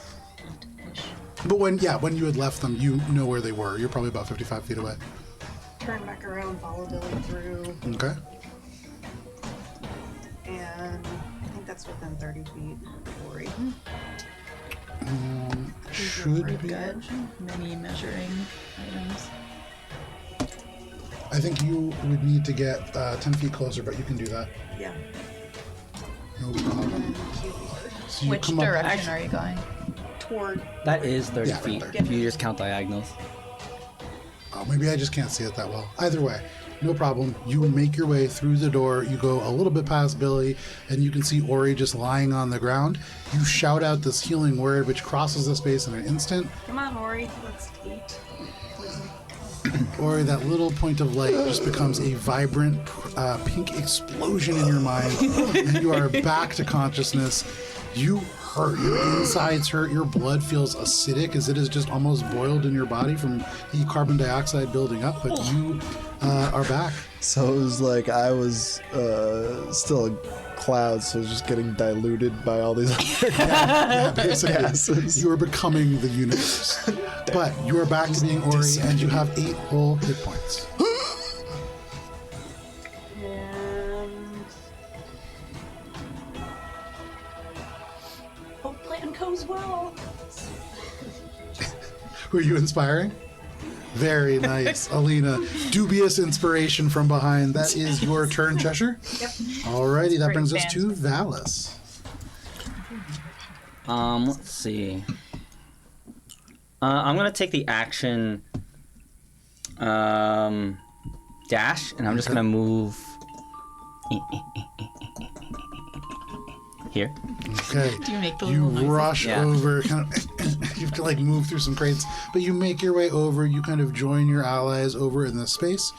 Anything else, Valis? Yeah, I want to say to the Master of Truce, stop. This need not come to bloodshed. I will tell you why we're here. Okay, you say that. Perhaps too little, too late, but we will find out. I would say, yeah, no problem. That is your turn, Valis. Alina. Well, now that I heard that,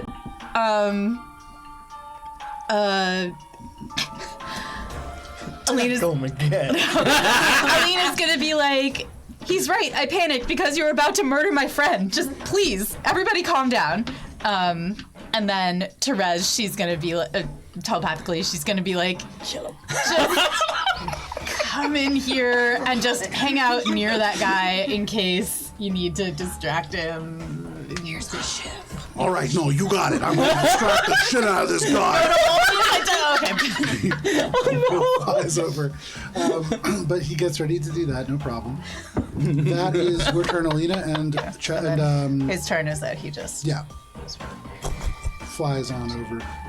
That is your turn, and Rez's. That brings us to the guards. So the guards now all draw their weapons. and they are going to move. Minka, your party has left you high and dry. I am really trying to figure out the colors on this rock, what they normally look like, or if it's been magically enhanced in some way. Still like talking to them. I just feel like, but it's so. I mean, is it just magically enchanted to look like this, or does it naturally occur like this? It's so cool. And then like everyone just like running and yelling, and I'm just like hyper focused. Guards closing. So you say that you hear the guards run up, and you're like, finally, somebody's here to match my enthusiasm. And you turn over, and you see first one is bringing their shield into your face. They hit you with the shield. That is only a 14 to hit. That does not hit, so You I'm just like, leap back, catching yourself up against a bismuth crystal. They bring forward a sword. Is a 15 hit. I like to think of it as like Minka just Fine. like starts to duck to look below the rock. Yeah, it goes over her head. They swing. They slam into this bismuth. There's a clang. now I'm like, you hit the rock! The other person runs up to your other side, and they try to shove you with their shield. That is much better. That is a 21 to hit. Yeah. Okay. Minka, you only take 8 points of bludgeoning damage, but can you make a strength saving throw, please? Ooh, that's definitely my best stat. I'm getting shoved, boys, unless this is real good. No, it is not. It is a 2 total. You are knocked prone. First, you strike the back of your head against the bismuth crystal, and then slide down to the floor. They take the sword, they reverse the grip, and they swing it down at advantage. That is going to be a 25 to hit. And this strike is going to deal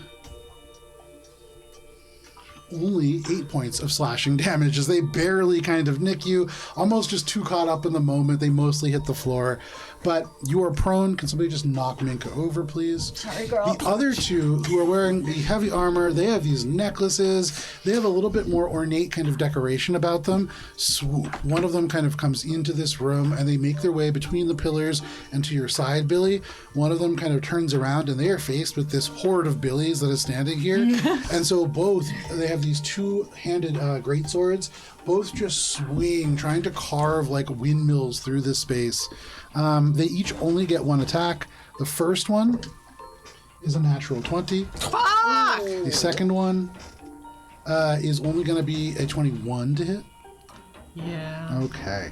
So that natural 20, that is going to be 18 points of slashing damage as they take this huge greatsword and does that hit one of your mirror images? Oh yeah, thank you. Just went immediately to rolling to just taking the damage up.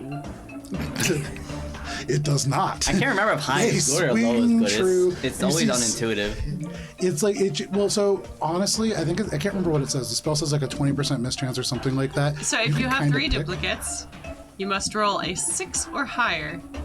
If you have 2 duplicates left, roll an 8 or higher. you With go. 1, 11. I rolled a 5. Ooh, rough. So they hit you, and you take all that damage. The second one hits you as well. That one is going to be a measly 7 points of slashing damage as they just kind of cut You have into to roll you. duplicate for that one too, right? Because it's the separate Correct. attack. Yeah.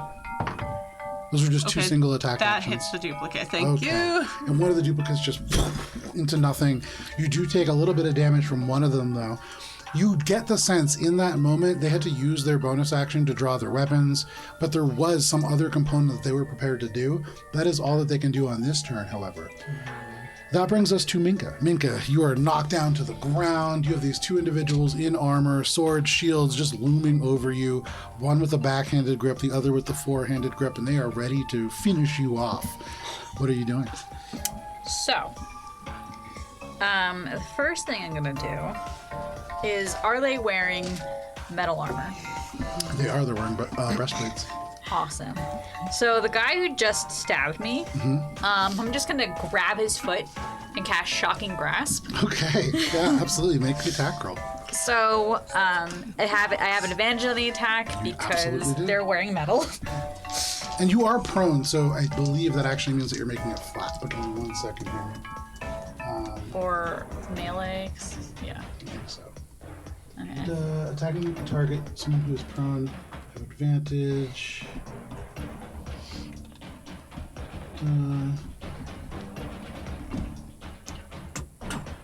Yes, disadvantage on attack rolls. So flat.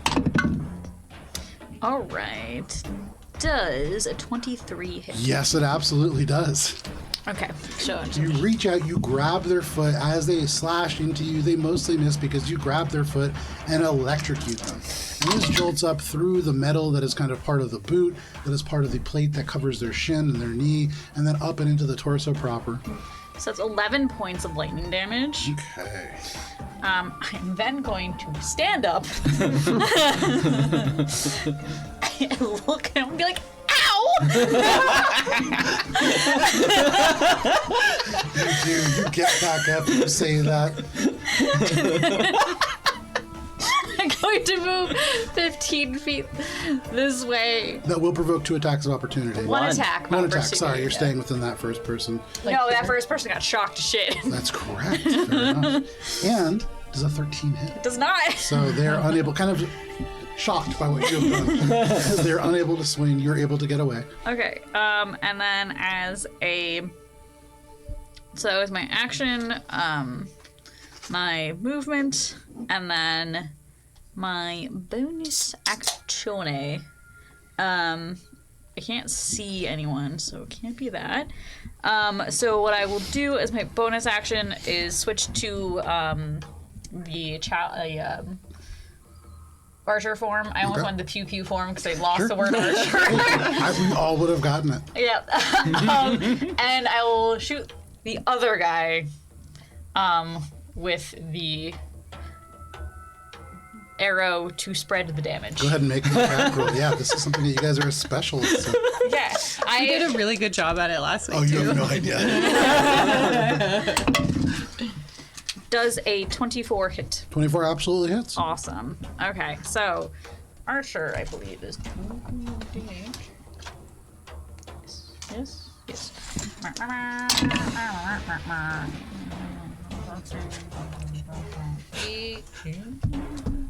18 points of damage. The celestial arrow just whizzes past their individual who got like electrocuted. You hit them with the celestial arrow. The other person, both of them kind of crackling with this energy.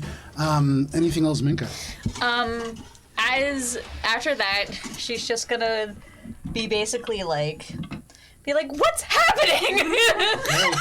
You shout that out. One of the guards right in front of you just shouts, "This!" and they bring the sword up. But you feel as if there is definite aggression in the room. That is your turn, Minka. That brings us to the top of the round and to you, Ori. Ori, you are alive. You and all of your hit points are right there on the ground. What do you want to do? So I'm gonna just be like, please listen to him. Ready my action to, if he does not listen to Valis and like chill for a sec, then shoot him in the face. Make an insight check. In this moment, from where you are kind of down, your keen eye for detail, your ability to really kind of track people and their intentions comes into play. That is a insight? Yeah. 27. With a 27, you wait to see what's happening. You can already see this individual's left hand that they have been casting spells with. You saw them point at you before you began to suffocate. Is now like behind their back, but they are moving their fingers as if ready to cast another spell. You're not confident that they're going to stop with what Valis has said. You feel like the time for talking may have passed. All right. Then bonus action, quick toss. I'm going to throw my vial of poison at his eyes. Okay, specifically at his eyes. Yes. Okay.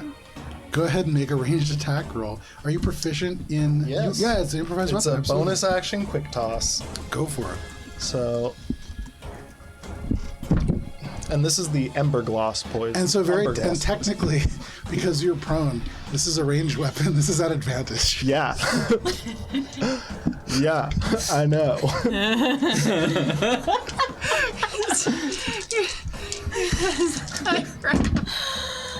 How does a... Let me see. For a thrown How's it 28? 28, absolutely.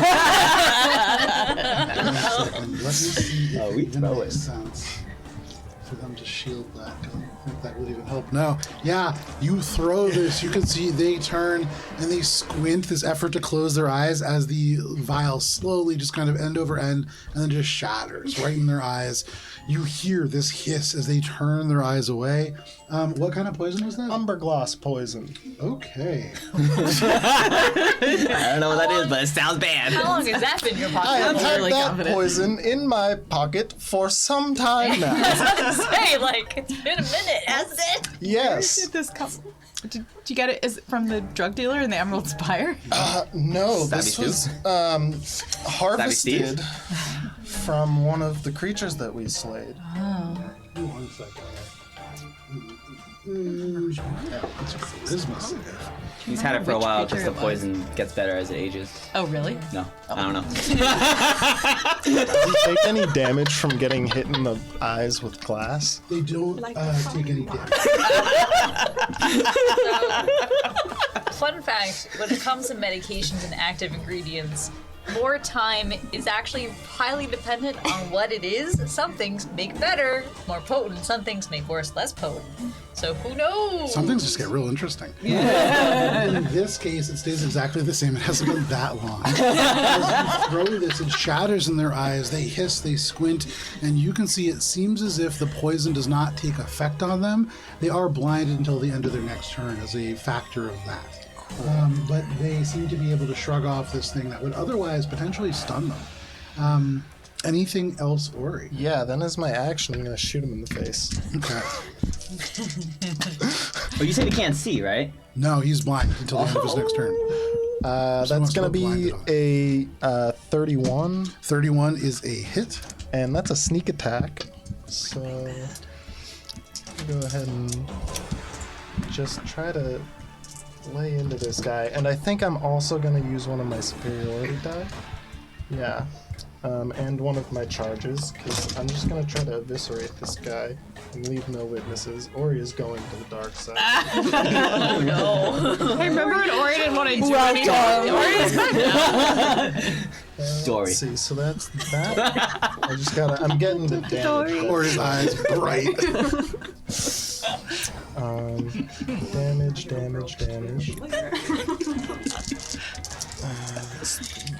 And one more. Thank you, Talon. And I'm gonna make it, I believe, he's not holding anything, right? No. Then I think it's gonna be, Actually, in his right hand, he has a quill, but he was writing. Yeah, like, yeah. it's literally a pen. then I think I'm gonna do, goading attack. Okay. A goading attack, so he has disadvantage on all attack rolls against targets other than me until the end of my next turn if he fails a Probably wisdom save. won't be a problem. I think it's probably going to be attacking you. That's cocked.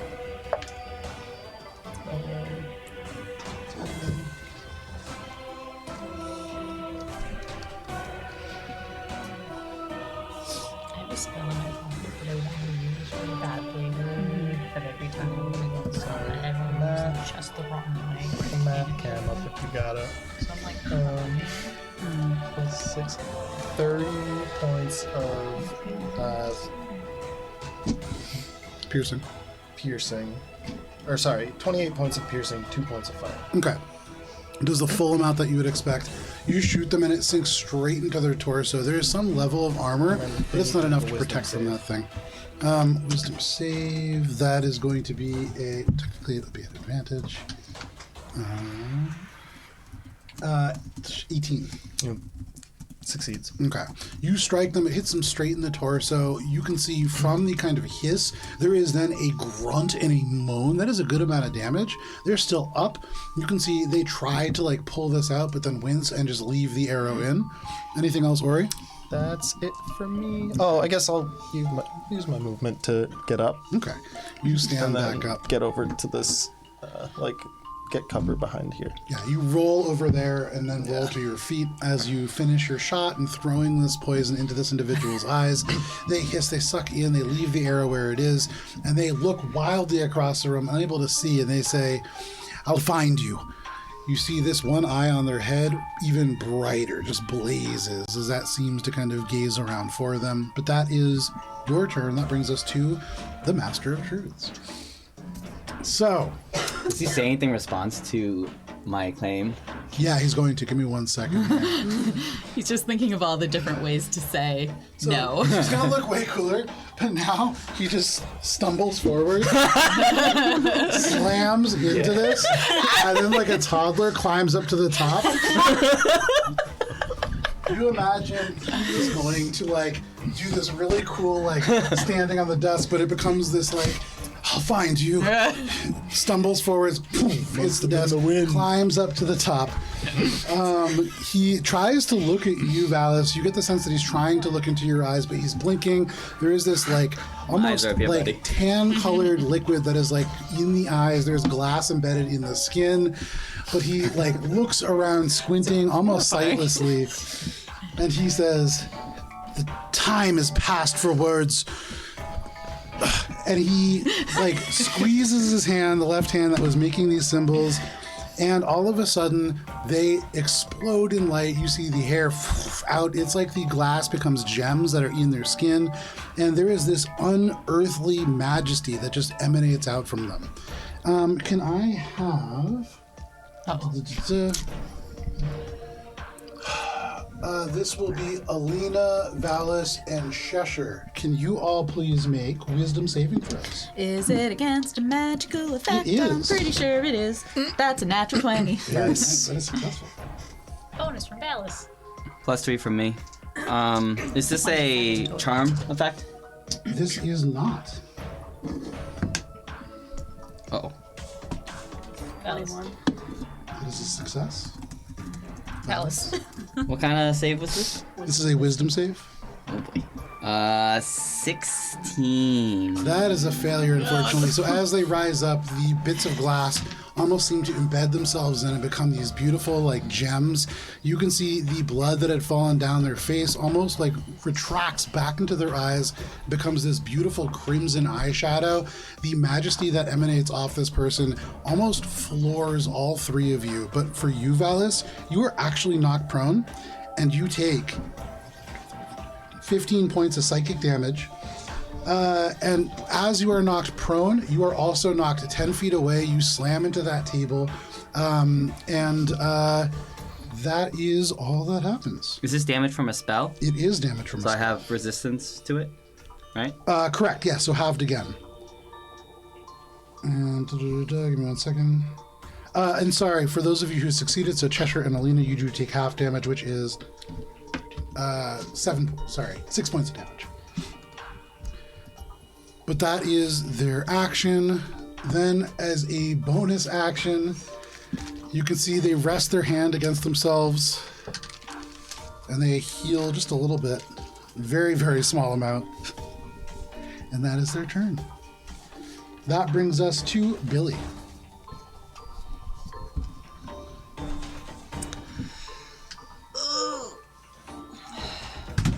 Billy, right next to you and your duplicates, Valis is slammed into a table.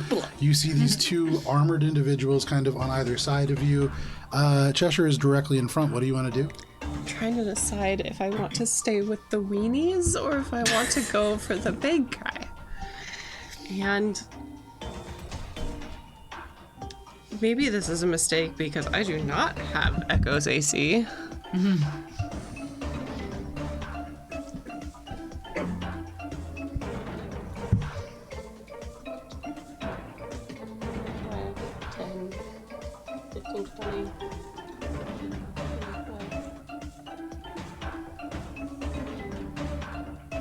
Can I? No, I would have to push him. And that does provoke an attack of opportunity from the... Oh, so the shocking grasp, does that lose the reaction for their... It's those guys over there that right, had their right, shocking okay, grasp, yeah. and it would only be for my turn. Right, okay. So that will provoke attacks of opportunity? Yep. Okay, no worries. So the first one swings this greatsword. That is going to be a 25 to hit. Yep. Okay. And so that is going to be... Where's my... That is 8 points of slashing damage.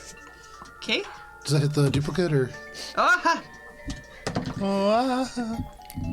And the second one is only a 12 to hit. That hits nobody. So they slam it into the stone pillar as Sweet. you skate on by.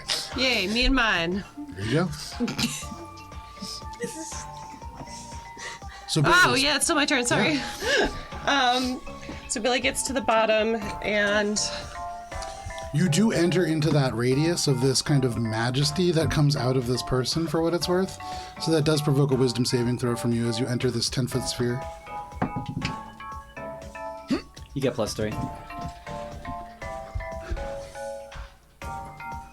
What was that roll? I realized it was a radius that stayed there for the whole time. That was an 11. You take 14 points of psychic damage as you are knocked prone. You enter into the space and then are shunted straight next to Valis. You slam into the already broken table. First You and time. Valis I think the damage crumple into the corner. I think takes half damage from my aura. If that's what your aura does, yeah, I don't remember. Damage reading from the- spells. Oh, because it's vitality, right? No, It's- aura of warding from. His paladin nature. Yeah, just nice to be around. This warden nature guy. Counter glow. Damage from spells. Yeah, this is a spell, no problem. Cool. 7 damage. That was not as hurtful as it could have been, but I did indeed spend my entire turn getting hurt and using up reactions. Yeah. You slam into this thing, and that's actually not their. Oh well, I mean. I yeah, used up provokes 2 attack. reactions. Absolutely. Anything else, Billy? I guess not. All right. You hear Valis say, "First time." That is your turn. That brings us to Cheshire. Wait, can I still attack when I'm this way, or am I like enchanted or enthralled? No, you just get knocked prone and you get the damage. Yeah. Can I? This is not an enchantment spell. Oh. Charm. They're just so majestic that there is a tangible element to it. It was the wonderful majesty that was why I was confused. Yeah. Like, it's so majestical. It's the regal presence. Well, from here, I'm gonna cast an Eldritch Blast. There you go. Are we the baddies? Listen. We're definitely gray. Great. Sure. Are great or good. So that's 18 to hit 18 hits. and 19 to hit. 19 hits. We need d10s. Billy, as you are flying backwards, you throw off these eldritch blasts. Don't you get a third? No, because No, I'm not. I'm not level 11 in Warlock. Bard dip. I don't think you need to be. It is. It's at level Oh. then you get a third one. Oh. I. Oh no, It's we a did cantrip, say that. isn't it? But We did say that cantrips for scale with cantrips. player level, not class level. I think that's Yeah. true. When did we say that? That's This changes everything. such as it Rules is. That's what lawyer. makes cantrips useful. Yeah. Because you're still leveling up, and if you're Well, that one doesn't hit anyway because that was don't only really a multiclass 12. very So often. Did you roll with advantage because he's blind? It's very With the often. 2. I got you, Becker! Court adjourned. Oh, sorry. okay, I rolled. Another stunning I rolled all 3 with advantage. Does the last one change? Yes. Okay, what is it? Last one is a 27. Yes, that is a hit. So go ahead, roll damage 3 times. So that's 18, 23, and 23 plus, goddammit, 23 plus 15. It's 38! You hit them hard with these elements of magic. You can see they take the full amount that you would expect, and they're looking kind of rough. That is a good amount of damage. They can't see anything. They are struck again and again and again. They're shrinking back on top of this counter, not looking anywhere near as majestic as they would hope to look. But anything else, Billy? Now I'm done. Okay. You and Valis within the table. That brings us to Alina. It does? Yeah. No? Oh, sorry. That was Billy. Cheshire. Then Cheshire. Yeah, Cheshire, Then Valis. then Valis. For some reason, I had Valis in there. It's like, oh, is it my birthday? Cheshire, what would you like to do? Valis, you're on deck. To the Master of Truths, you're confused. And that will be unsettling words. Next, saving throw -5. Okay. And then, as I'm moving this way, Bane on all 3 that I can see. It's a charisma saving throw from each one of them. These two and that one. Yep. So master and then the 2 elite guards who've run into here. That is wisdom, you said? Charisma. Charisma. Okay, so first the 2 guards. How charismatic can a guy be? The high one is a 13. Failure. All right, and then the Master of Truths. Come on, Master of With Truths. minus That's a little bit 5. better. 15, which is going to be Nice. Oh, okay. Very nice. Did you want a little bit more? Yeah, about 15. So go ahead, put Bane on all 3 of them. He would have Yeah, taken give him a little longer. Guard a guy. die from the quick toss just because Guard a it's guy. when the attack hits. So even if it was an Guard a guy. Okay. Oh, yeah, that makes sense. Yeah. Think the dog?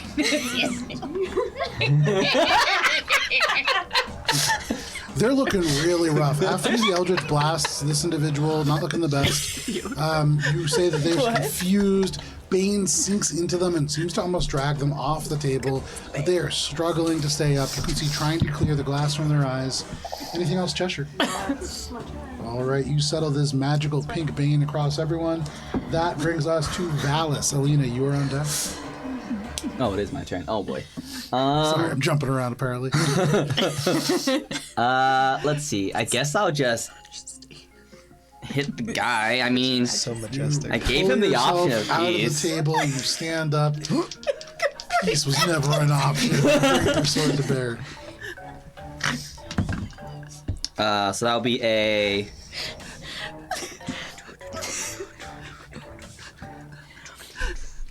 26 to hit. That is gonna be a hit. And it's radiant and magical slashing. Do you need the breakdown? Yeah, in general. Okay. 6 radiant and 12 magical slashing. For your total okay. All right, Valis. As you stumble forwards out of this table, they are looking in rough shape, and as you bring your sword to bear, you slash across as they. Oh, I declare non-lethal. About to lay the killing blow. But in non-lethal fashion. Swing the sword, and in your mind, you're like, I really shouldn't kill this guy. As you slash across their throat, and they just kind of open it up. Maybe you could save them, but it would be pretty tough. As they I didn't realize it was so low. They're looking pretty rough. The superiority dice took a second to kick in, and so that made them look much more rough right at the end. But you take them down. They slam into this, or you see from your vantage point a piece of glass just shoved all the way into their eye as they hit the ground. Oh boy! And then just roll off. Blood just is spurting up against this desk. But no problem, Valis. You kill the shit out of this guy. And in your mind, you go, I shouldn't kill him. Anything else, Valis? We're the master of truth now. You have mastered the truth. Well, I guess I will. Alright, 10. Is it possible to move over this table over here, or does it require an action? You can, technically it requires an action. What I would say is, yeah, that's why it's there. Do this. Broken. 5, It is broken. 10, 15, 20. And I guess I'll just attack one of these guys that... I would say actually no. So because it is broken, that's just difficult terrain. So it's double movement to go through it. If you want to just move through the table, you can. I'll just move over there, because Okay. looks like I have enough movement to problem. move over there. I'll attack that guy for 25. Okay, so you step over Billy and then cross into the path of this individual. I declare non-lethal. 25 is a hit. 5 radiant and 12 slashing. 5 radiant and 12 slashing. Okay. 5 radiant and 12 slashing. All right, anything else, Valis? That'll be it for me today. Okay, you slash into them. They try to parry, but you were able to break through their guard. That is your turn. That brings us to Alina. Alina, from where you are, you watch as Valis just slits this dude's throat. You see regret on Valis' face, but he turns and starts attacking another guy. What do you want to do? Why is he so weak? Valis invents victim blaming. I'm just like, Well, like the apprentice of truth. yet again, lost a good opportunity to make Rez big. So she's going to be like, Rez, we'll get him next time, buddy. We don't want to waste it. I know, bud. I know. And then Alina's going to be like, but check this out. And she is going to continue. She's already flying, so she's going to go kind of up and kind of hypotenuse like that. Okay. So that she can see these two guys. And she is finally gonna cast Fireball. Okay, fantastic. So you say, hey, check this out. You reach behind you, and it is like in the space where it has been kind of brightly lit from the bismuth, you pull all the light in from that point, and it becomes this mote of fire in your hand.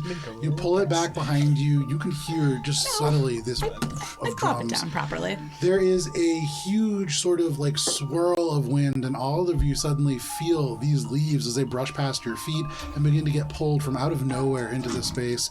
And then the tiny mote of fire in your hand becomes a huge ball, and you throw it. That's a dexterity saving throw? Yep, DC 18. Okay. For D6 is ready. that is a 15 and a 14. Both failures, so let's go ahead and roll 10d6 fire damage. That's gonna be 10, 20, 6.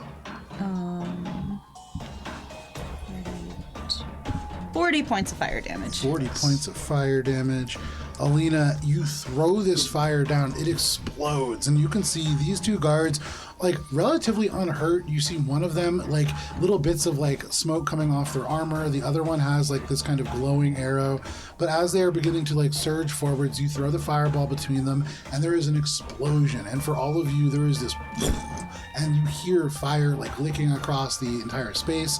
One of them, the one who had taken that celestial arrow to the chest, just dies outright with the explosion and the fire. You can see just a charred corpse. There is no non-lethal damage there. The other individual, you can see barely still alive as the fire begins to kind of die down from the initial explosion. It is like burning the plate. You can see like there are places where it glows red on their body. You can hear it sizzle as it kind of cooks into their skin. They are screaming, but they are still alive. Anything else, Alina? Terej, she's gonna be like, that was awesome. Go help distract one of the people who is still alive. No problem. In your mind, you can hear Rez go, Alina, I know a job you'll be great at. But he flies off in this direction. That is your turn. Alina, he follows your command. That brings us to the guards. So the lone guard who is like still alive in this field of fire, like shrieking, is going to tumble. Mika, you turn around and you see just flames, and then this dark shape like pinwheeling out swings the sword at you twice as they come out of the space. What? How's the bismuth? Oh, good question. Not in great shape. So the first attack is going to be a 12 to hit, and then a 29 to hit. And so as they swing with the sword, it is only going to be 5 points of slashing damage as they roll minimum damage and just hit you with this. They're really, it's more that like, and then they like push straight past you. They're like on fire and screaming and pinwheeling. It's like an attack. It's an attack of coincidence more than anything, but they just end up on the other end of you right there. On the inside over here, Valis, you have kind of now taken up against these other two individuals who are heavily armored. They now have their full turns in front of them. And as you face off against these individuals, Valis, you feel a familiarity with the sort of aura that radiates off of them. Oh boy. You get the sense that they are probably similar to you in terms of your fighting style, that they do each hold these two-handed greatswords. Now, Valis, each of them is going to take 2 attacks against you. The first... That's fair. D4. All right.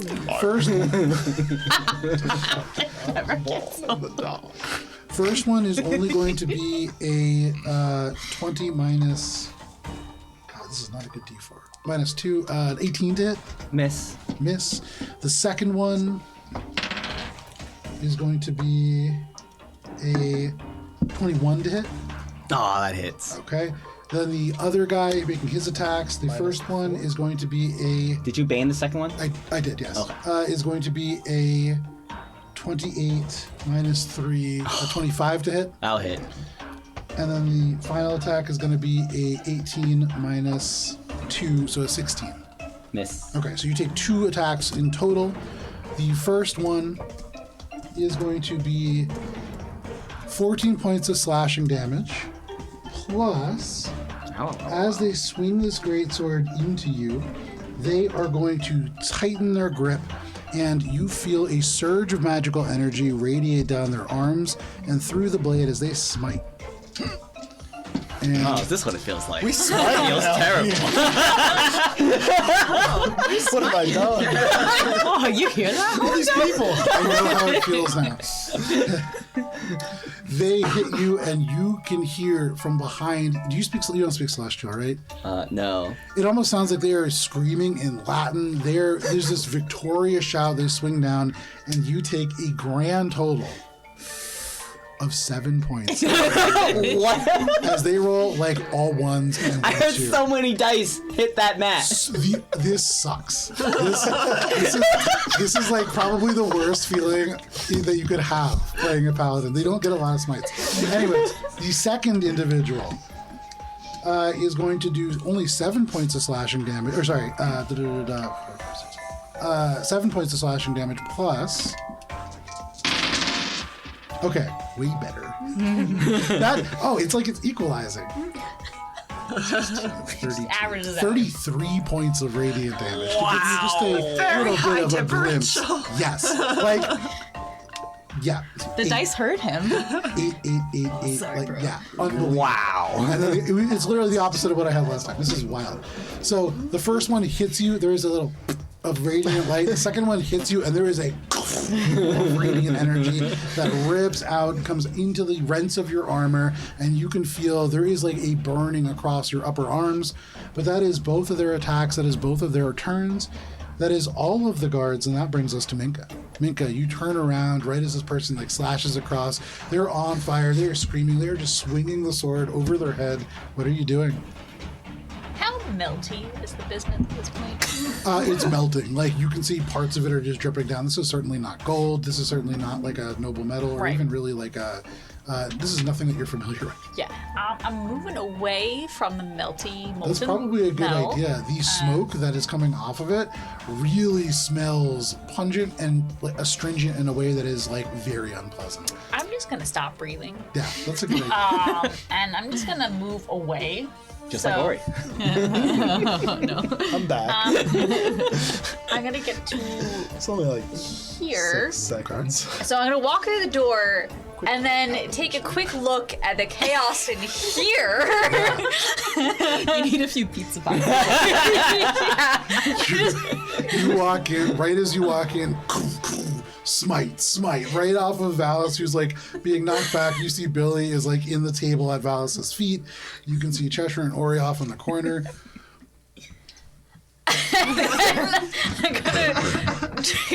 I'm going to change to chalice form because there's a lot happening in this room. Yeah. And I'm going to cast Cure Wounds on Valis. Okay. Oh, I forgot to mention. Points of light behind you shift from the archer into the chalice. There is this new constellation that forms almost like this glowing sigil at your back, and elements of that just drift out and into your companions as the chalice form begins to heal. Okay, so second level Cure Wounds on Valis for a grand total of 19 points of healing. Very nice. And then, as it is chalice form, the next closest person in line is Billy, which will then get an additional, really shit. It's okay. I actually am doing pretty all right. 9 points of healing. Yeah. Okay. Just really out there. And then I also remember that I have the other thing, which is 4 more points of healing for Valis. Woo! Because I forgot about the scythe until just now. So that was my action. And my bonus, it's a free action now. Bonus action,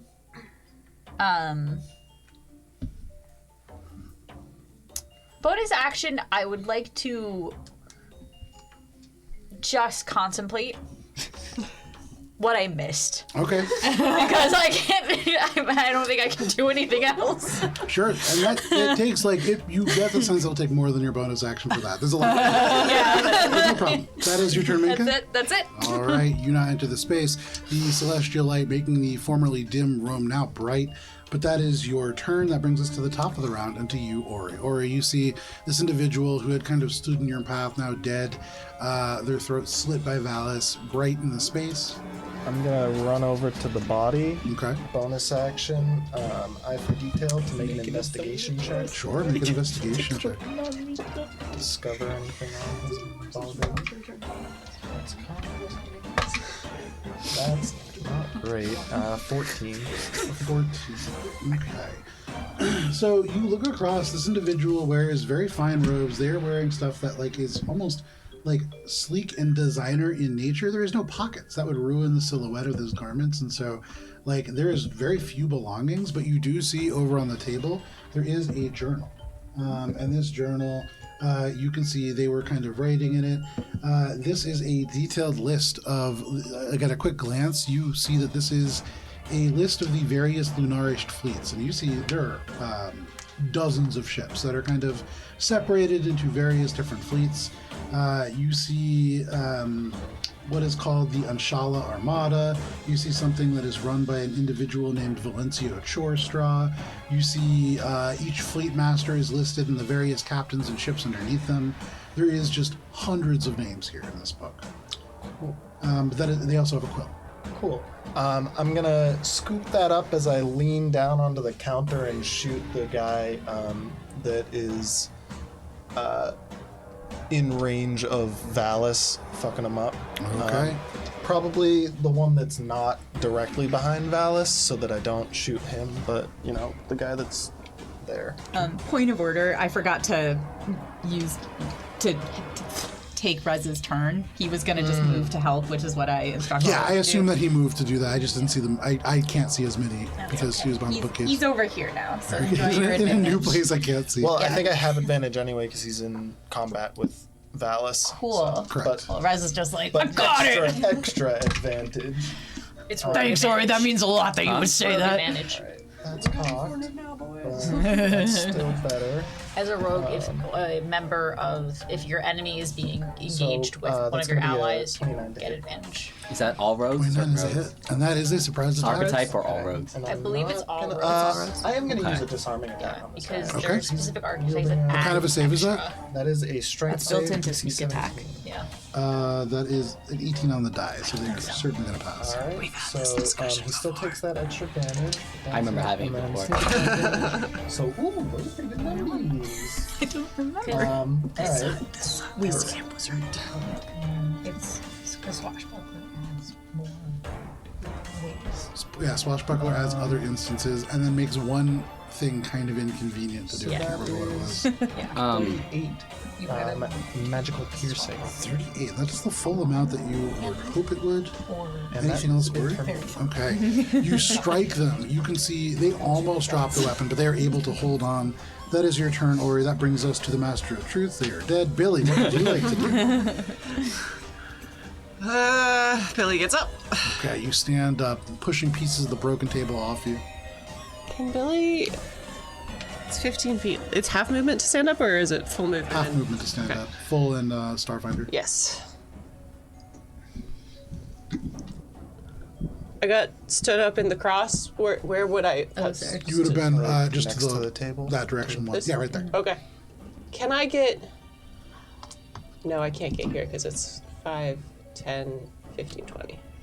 Oh, and make us put there. Yeah, because some Cool. space. 1, 2, 3. Okay. And then, we're gonna. It worked last time. It worked pretty well. We're gonna fire them again. Yeah, make your Eldritch Blast attacks. Warlocks use them a lot for a reason. Wish I rolled like this last night. You guys survived. Survived. You have almost all of your eyes. Is that what that meant in the chat? Oh, jeez. So the The lowest one is 22. 22, yeah, all of those are going to hit. Cool. And the highest one was a natural 20. And the natural 20, that misses. No, yeah. These all hit. Go ahead and roll damage. Do the natural 20 first. Execution. Ooh. 19. 19. And... Again, we love a spectrum. Yeah. 6, 9, 15. 15, okay. That's 2 of them. No, I added the last bit together. Gotcha. Okay, so 15 from the second 2. So you strike in, and as you do, give me 1 second, 15. This person's still up. They have been hit again and again and again. After that sneak attack from Ori, you were hoping that would take them down, but they are barely hanging on. You can see they still have the sword, they still have the power to swing it, and they are now looking around wildly, unsure of who to strike. Anything else, Billy? Nope. It's a free Alrighty. action to heavy sigh. There you go. Heavy sigh. You hold on to your own sword, but that is your turn. That brings us to Cheshire. Valis, you're on deck. These 3 are doorways. Correct. You see sphinxes kind of carved into each one of them.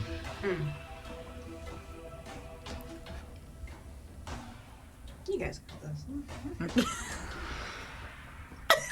Alrighty. You just consider the doors for a little bit. That is your turn, Cheshire? Yep.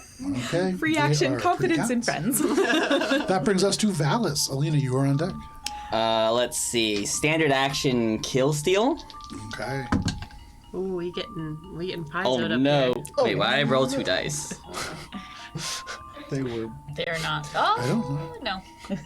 I don't know why I rolled 2 dice. Are they? No. No. I just have 2 in my hand. I just rolled what was in my hand. So I attack the one that's almost dead. Does a dirty 20 hit? A dirty 20 does hit. 1 radiant and 12 slashing. Valis, as you step forwards, Billy, you stab them. You expect them to go down. You're like, okay. You bring the sword back, and Valis just cuts them down. Sorry, You see they strike the floor in front of you. They are also dead. Classic. I love that now Or is it just classic? it's more on balance. Yeah. the 1-2 punch. Yeah. I'll attack the other one. Okay, make your attack roll. 24 to hit. 24 hits. And how bad? Unharmed. Unharmed? Alright, then I will. You see one guard who was like on fire, their skin melting into the plate mail that they were wearing, and then this guy like unhurt. The 2 opposite ends of the spectrum. 8 radiant and 11 slashing. Very nice. You strike into them. They try to catch it with the shield. You almost cleave part of the shield off with the blow, but that is your turn. Alina, what would you like to do? Then the guards go. Action mercy kill on the one on fire. So I'm gonna cast Eldritch Blast, but I'm gonna do the bolts one at a time. Sure. So the first one goes to man on fire. Oh dear, 13. 13 is a miss. Okay. She's like, shake it off, try Throw again. it, and right as they start dropping and rolling, like they're rolling on the ground, and so it fires over them. Oh, this isn't very merciful at all. I try again. 24. 24 is a hit, and they have 1 health left, and so you don't even need to roll damage. You strike them. It's a combination of you hitting them and them hitting the floor. It kills them outright. They are just dead. The fire crackles in the armor within. That is your first attack. That was the second one, and then the third one, I'll direct at the last guy standing. Okay. That's a natural 1. You turn around, and can you roll damage for that? Valis. Sorry. You take Billy's kill, and Billy, you're like, oh, fuck Valis. And then you see an Eldritch Blast come rolling out of the darkness and just hit Valis straight in the chest. Alina's friendship is so strong. It's gonna be 12 points of force damage. Can I choose to not do the extra? Oh, I would have done the bludgeoning to the first guy. Yeah. Okay, There so you no extra bludgeoning. Also, it's a spell, right? Yeah. It is. So you take, I believe, half damage from it, correct? Oh, hell yeah. So you take only 6 points of damage as there's just a clang right off your chest plate. And Alina's like, let that be a lesson to you. Billy sees Alina shoot Valis with an Eldritch Blast. It's just like, Doesn't matter who killed them, except I wanted to kill them. It was an accident. That is your turn, Alina. Yeah, and then I'm gonna tell Raz, keep helping, bud. That brings us to this single guard. They look at Valis. Clarify, because Rez just saw you hit me. They look at Alina. There's just damage pouring in from everywhere. The last one was Billy, but they can't reach, and so they are just going to attack Minka, who is probably the brightest individual in this area. And brightest in our hearts. Yeah, Minka, are they still banned? Yes. Okay, so does a 19 hit? Does. Okay. And then the next one is going to be much higher. So, Minka. Yes. The first one is going to be max damage for 16 points of slashing damage. Interception minus a number. Nice. Have to look it up. No, it's plus a number. Yeah, which number do you like best? Minus 10. Minus 10. Very nice. They are going to smite that attack.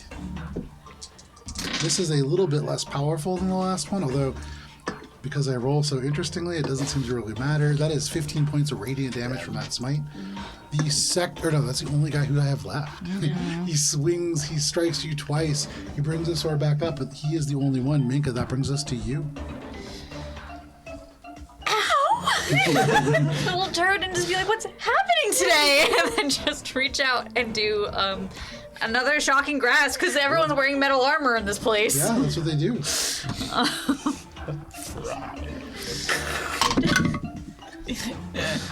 Dirty 20. A dirty 20? Yeah. That is absolutely a hit. Okay.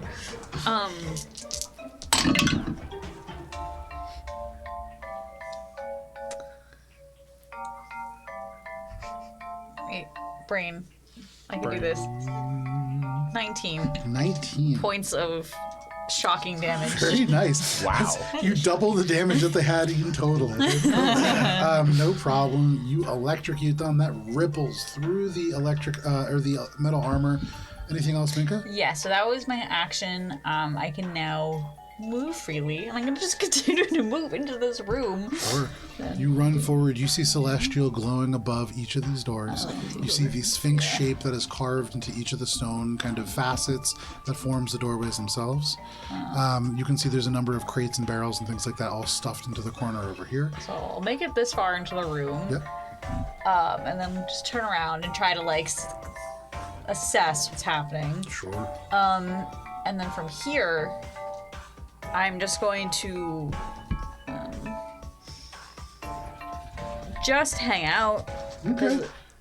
Because Little known cleric feature. So you hang out, no problem. Yeah. That is your turn. That brings us to the top of the round. The bismuth finishes liquefying, and there is now a gaseous cloud that takes up a 20-foot sphere in that space. When you enter into that area, it feels as if the hair is like curling away from your body. You do not want to be in this, or it is going to do damage to you. Alina, you begin to kind of cough. You get the sense that you probably want to move. But that is the start of the round. Ori, what would you like to do? I'm gonna,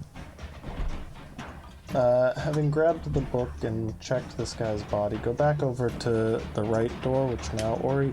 I guess that's an out of combat thing. So, I'm gonna go over here. Bonus action, investigate this door, Okay. and then attack the other guy.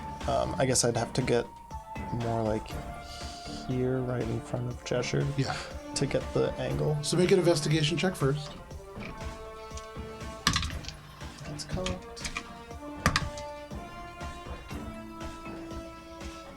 That's a natural 20. Hey. With a natural 20, you see a sphinx carved into stone doors. You know that this is magical. You've been and interacted with one before. Around the edges of this door, there is a darkness that is unlike any of the other ones. There is something about this pathway that is much more sinister than either of the other two. You get the sense that beyond this doorway, there is significant danger, both in a trap sense, a magical sense, and very likely a more mortal sense as you progress along.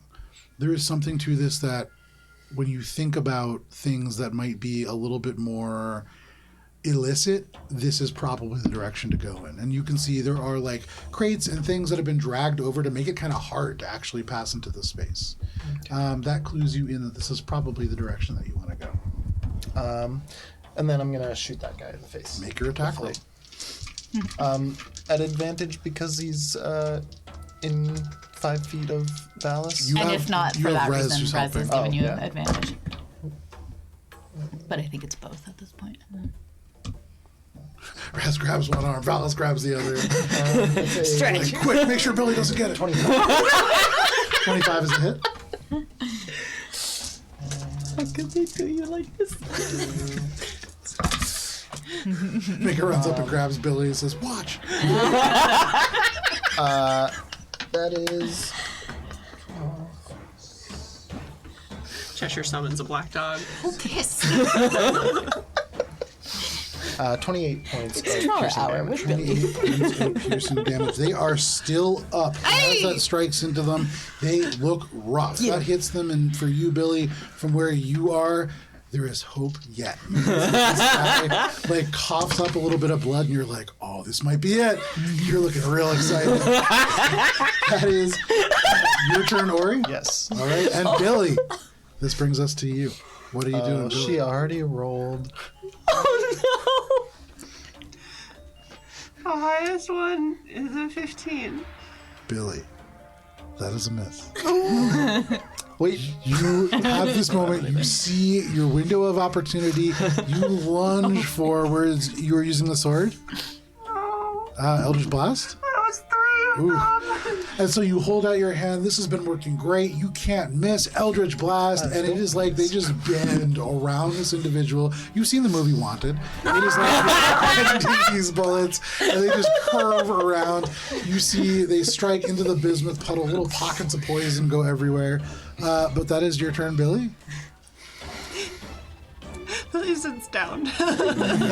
Billy, you sit down using a little bit of your movement to do so. And that brings us to Cheshire. Valis, you're on deck. can't even really blame Valis at that point. Minka, don't get too close to the Sphinx yet. Okay, you shout that out. Anything else? Nope, that's it. Alrighty, turn from Cheshire. That brings us to Valis. Alina, you're on deck.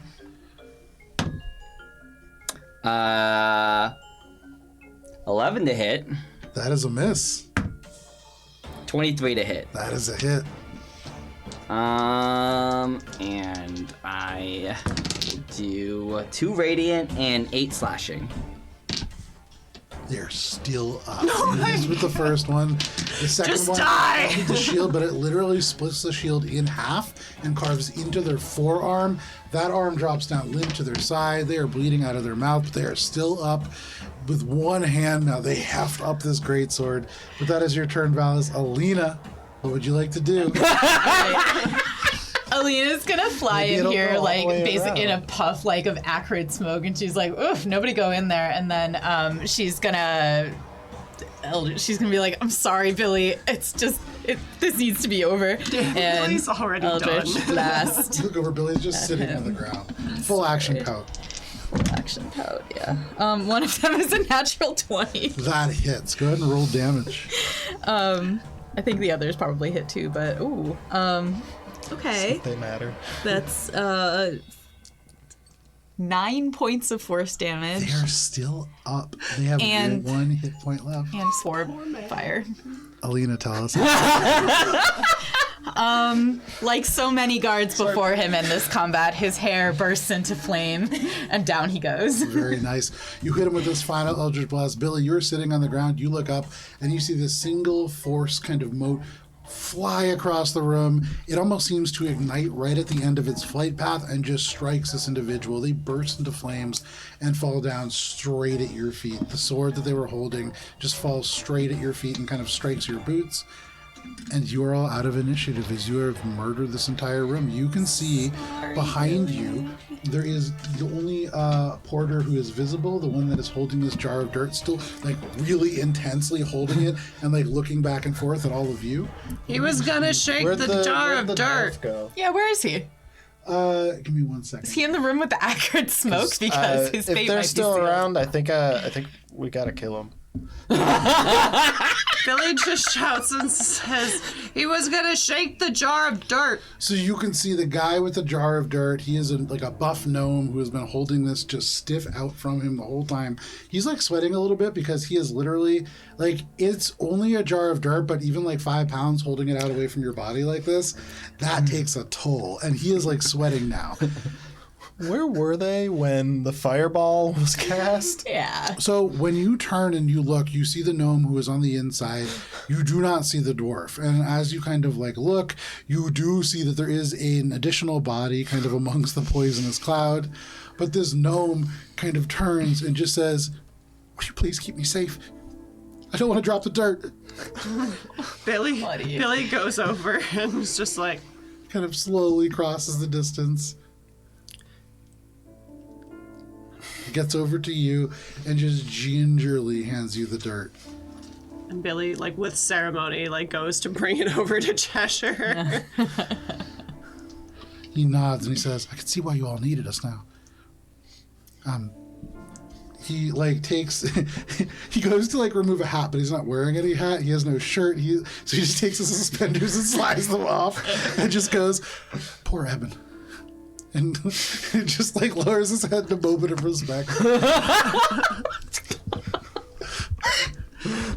I have Stockholm syndromed at the gnome. Do we We have new a one porter in now. heart. He's gonna with stay us. here forever. He can carry our things.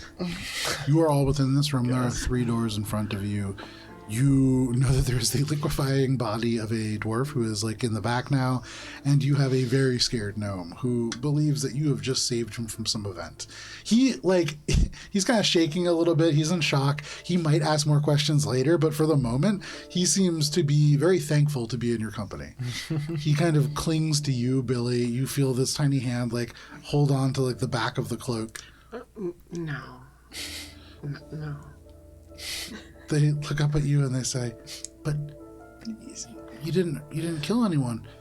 You keep me safe, right?" I'm your porter now. Forever He's and ever and imprinted on ever. you. You have a familiar. You look at him. He is a little like duck-legged. He kind of has the feet like turned out a little bit. Did I find my Igor? But he holds onto your cloak. For his the name rest is of you, what are you all Gustor. doing? Guys, We should go. Figuring out the passage through the Sphinx one. So you're just walking up to the door? I wanted to try to discern what Yeah, what's our Because celestial right. over these the doors? I'd like to celestial read. I'd like to read it. So I wanted to. I Like was an gonna hour ask ago, I was you like, to- Kara, don't let me forget to read to what's help above the with doors. This, riddle. So Ori Thank comes you. over to you. You see Ori like looking to the right and then looking at you as they walk over. And Hey, they're like, can you and help you with turn this? and you can see the rings of Celestial as they kind of twist and turn and move and redirect themselves into common. Over the right gate, you see well, actually, hang on, let me start on the other side here. On the left gate, you can see there is a sort of opening that reads docks/business. And this seems to be just more like into a much larger sort of general working structure. Give me 1 second here. The middle gate, you can say, reads Lunarish Offices and Administration. The right gate, as you look at it, the rings of Celestial just kind of spin and move. The intersecting lines twist like orbits and stars, and they never rearrange. This doesn't say anything. So it's just like gobbledygook, basically, Yeah. like wingdings. Yes. Yeah. Okay. So I share that with the group, and I'm like, that one is a misdirect. It's not actually saying anything. This is the one that things are gonna be down that we want, right? The one on the right. It's fucking nothing written on it. There's, from what you saw, this is almost the one. certainly a place where there is illicit business occurring. This is the one. Yeah. This is the one. Yeah. Agreed. Okay. Well, everybody At ready this, then? the porter is going to lean over to you, Billy, and he's going to say, "I'm kind of scared of going in there. We're not really supposed to go in. None of the porters are. Really none of the guards either. Are you sure you want to go in there? Look, if you stay here, we'll take our jar of dirt. And we'll conclude our business inside. Look, I can't stay here. There's people trying to get me. I gotta go with you. I'll stay out of the way, I promise. They won't come for the jar of dirt. Not you. Especially if we make it look like, you were injured in the fight. You're a hero. But I don't want to stay behind. Can I get hear this? Yeah, oh yeah. Can I inside check this gnome? Yeah, try to figure out absolutely. what Go the ahead, fuck, make an what's insight happening. check. This is Billy, lays hands... 16. Okay. With the 16, as you hear this, you hear fear. This individual has probably never seen combat before and was just in explosions. They watched their friend, this fellow guild member, and you heard them talking about how all you have to do to be in the Porter Guild is to really back each other up and have each other's backs and really take care of one another. And he just watched this dude melt. And this is his second day. And so he is really looking for any port in the storm. He sees Billy, this grim, kind of scary looking person, and he is this person will keep me safe. And he is doing whatever he can to stay with Billy now. This has superseded the Porter's Guild or any contract. This is about survival for this guy. And he fully believes that, whether or not the jar of dirt is part of this thing, he is at grave danger and being left alone. That is what happens. Billy puts her hands on his tiny little shoulders and gets down real close. And he has to make a wisdom saving throw. Oh no! That's a great idea. 15. Fails. Okay. As Billy just gives him her best There, buddy. auntie look. And says, I understand completely, but you should really take care of yourself. And to do that, you should go and hide. And she casts suggestion. He nods and he goes, okay, if you think that's the best idea, you seem to know what you're doing. I'll go pretend I'm passed out with Kenny. Goes and starts to make their way out into the door, and then you hear a fit of coughing, and they come back out. They're leaning on the door, and they go, I'll go hide in a second. They didn't say hide where, just said hide. Kind of not, but then you get the sense they're going to make their way off and find a hiding space once it's safe to do so. Can I cast some spells to heal myself? Yeah, you absolutely can. Okay. Is there anything else that the rest of you are doing in this moment? Yeah, I want to check the administration sphinx, because I think we should go in there before. So I'm going to say we should check the administration before we go into that one. They might have information there for us. Sure, if you say so. So you are going to walk up to that door? What did you say that one said? Hold on, it just says what it is. Yeah, so I'll walk up to the middle door. Sure. You walk up to the middle door, and as you do, again, it is this peculiar sensation where as you cross the last 15 feet, it's like the door itself grows big and wide. It is like the whole brightly lit space behind you with Minka's radiant light just making the whole thing almost blinding. It feels as if it suddenly grows dark, and all that you can see is like a spotlit, massive door. The Sphinx, suddenly the mouth opens and the voice rumbles from within. I am power, colored yellow. I will mislead a good fellow. I will break the honest man. I will fit within your hand. What am I? You whisper this word, and the door opened. For those You who can see- did not hear, it's gold. Can I get in on any of that healing while we're just kind of... Yes. So you can Wait. see the door opens, and beyond there is a much more ornately decorated tunnel. It is fairly wide here. You can see just beyond on the left and the right hand side, there are these big floor to roughly like waist height, almost 4 feet tall stone vases that are on these very short, maybe foot tall pedestals of quartz. Each is filled with roses that have been carved from various gemstones. You see dozens of these gem-like roses in each of these different vases. You see some that are black, you see some that are white, you see some that are red, and some that are yellow. But each of these kind of tucked into their own little alcove off to the side of this 10-foot wide hallway that just goes at least 90 feet in, and then you kind of lose sight as it grows a little bit darker beyond. I would say you see off to the left, Ori, there is a little sort of set of signs in Celestial. Alina, if you peer in... I'm going to look, over his shoulder. can Alarmingly see- close. Yeah. The first sign that leads, it rearranges itself and says Archives and points beyond. Archives. I have better dark vision than he does. Can I see beyond? Yeah, you absolutely can. You can see about 100 feet beyond.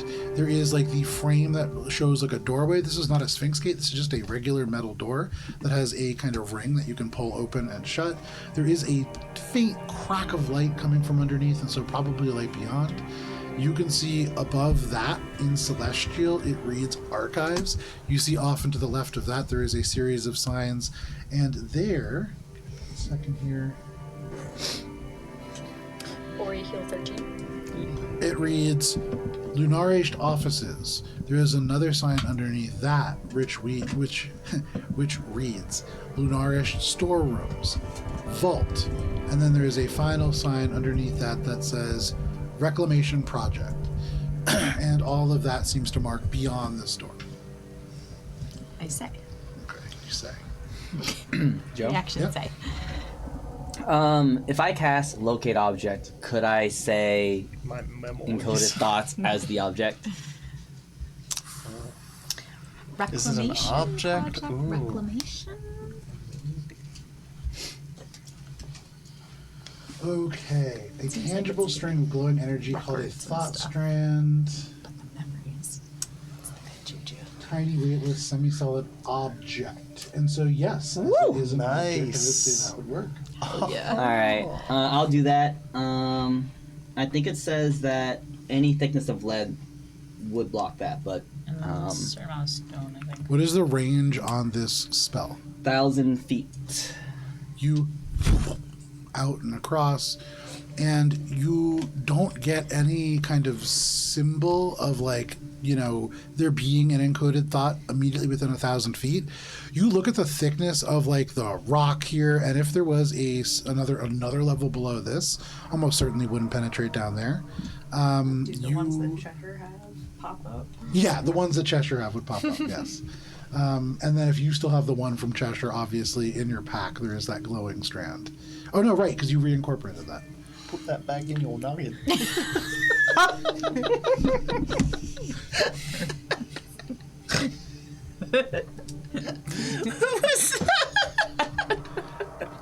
Anything else anybody wants to do? I don't think stone will block the Yeah, spell. stone It's doesn't just hurt. lead. It's really the distance, but Detect magic is the one that gets blocked. Yeah. Yeah. But it's gonna be concentration for 10 minutes. So like if that anything pings up in the next 10 minutes as we walk through. We should check the archives first. yeah, this still doesn't ping anything. They mentioned that ships were leaving very soon. I'm We're gonna not look planning to at go this on the ships, book. right? I think so. I had seen the ledger before. Yes. I want to kind of cross-reference that and try to figure out of the list here and the incoming ships but and know. outgoing. That's basically what I have, right? Yeah, oh, yeah. The shipping manifests. Yep. what we're looking for. Which be one on- has have left on the anything that seems like amber powder, things from the Tower of the Crimson Mage? So this isn't that cargo logs. This is just Oh, okay. incoming and outgoing ships. It has Gotcha. their captain names. It has the captain of each ship, as well as what are called, the fleet masters for each kind of subsection. You see each Fleet Master is in charge of somewhere between like 18 and 5 ships, which kind of make up these various merchant fleets. What'd you get there? The note Yeah. mentions a ship. Yeah. We should go inside. Well, yeah. Well, I have that note. Right? The one you gave it to me. I gave it to you? Yeah. Cool! I gave it to me. Put the nope. I said Yeah. nothing. No, so I have that note. Maybe you and just I'm say the looking word at the note. book because trying to find this ship when it had come. No. Remind me of the ship name in the note. The Javon. You have it. Javon? The Javon. Javon, yeah. Where's the physical note? So you can see currently in here, you can see there's a tremendous number of the Guildmaster's ships that are in here. You can see the Boundless Reflection is in Darkbriar, as is the Rain Runner, as is the Memory of Shore, as is the Ocean Tree, as is the Onyx Cutter, as is the Ballad of the Sea. And all of those belong to Guildmaster and Shala Mirrorlace, and are collectively part of what is called the Inshallah Armada, which includes 18 ships in total. Those are cool ship names. I came up with so many. I bet. You can see there are ships that have recently left from that armada. The Little Death, the Tide's Pride, and the Fated Memory have all left relatively recently. You can see there is a fleet that belongs to an individual named Valencio Chorstraw. This is an individual who currently has 3 ships in port. These are the Bane of Emeralds, which is listed actually as a war galleon. You can see one that is called the Fangbreaker, and then one that is called the Sailor's Oasis. Recently, only one ship has left that is called the Abyssal Vanquisher. You can see there are 2 fleet masters who are currently abroad with their entire armadas. There is an individual who is listed as Fleet Master Fabiana Olosites, and this is a person who has taken their 8 ships to Tanakh, which is a sort of subcontinent to the north. There is an individual named Fleet Master Mdama Stonebreeze. They are currently listed as heading towards these Sunrest Islands with their fleet of 5 ships. And then there is the only other person with ships in the harbor at the moment is Merchant Captain Hutrawlun Azuthon. Sorry. This is an individual who has 8 ships that are in docks in Darkbriar, kind of scattered throughout. These are the Desperate Gambit, the Broke-Nosed Lady, Lord Azuthon's Pride, the Lady of the Lash, the Feywild Fairy, the Wooden Wanderer, the Swift Unicorn, and the Flowing Oak. And then there's 2 other merchants who have no ships who are available, with 3 and 2 ships respectively. So None of those are It's that not ship. here. We should. it What's has the- left. You look through, and turning back by about 8 days, you find a ship called the Javon. And it is headed out. There is no destination logged. But you do see that there is a captain listed. And this is an individual who is called... Second here. A lot of captain names. Captain Zori. Zori. Damn. So they've left. I would say it says that they sailed north. That. Where all the bad guys are. We should go somewhere. Get a move on? Yeah. Do we want to look in the archives for evidence of stuff, or do we just want to book it? We should check the We should archives. check it out. Okay. So, Just we'll stroll go. on in. Yeah. Alina is particularly interested in the thing about the reclamation project. Sure. You begin to make your way into the central place. One after another, each of you makes your way. Is anybody doing anything different? Okay. You make your way in. Cheshire, as you are like the last one, you're kind of like looking at the various different things that are all over this place. You can't help but feel as if there is something between you and this hallway. As you walk, it's almost like there is a fishing line that kind of pulls at your eyebrows. And though you feel as if there is some strand of fate that is tied to something somewhere, for the moment you don't see it. It's almost as if you're being allowed to go off and on the wrong path. But you make your way in. You trust that perhaps, if there was something to be seen, you would have been shown it. The rest of your party makes their way down this hallway. You can follow if you wish. With Minka in the hall, it is brightly lit. Yeah. Okay. Which hallway did we go down again? The Central. The middle central? one. Yeah, the bad Oh. one is on the right. The We're middle gonna one's the double archives. back. It'll be fine. Yeah, we just want this one's for book knowledge and stuff. Yeah. And to see what they're doing. You love books. In the archives, get some more information Okay. before we go to the one that we have no fucking idea about, other than the fact that it's gonna be fucking scary. You make your way down this hallway to the doorway that says archives. It is a simple stone door. You can pull it open.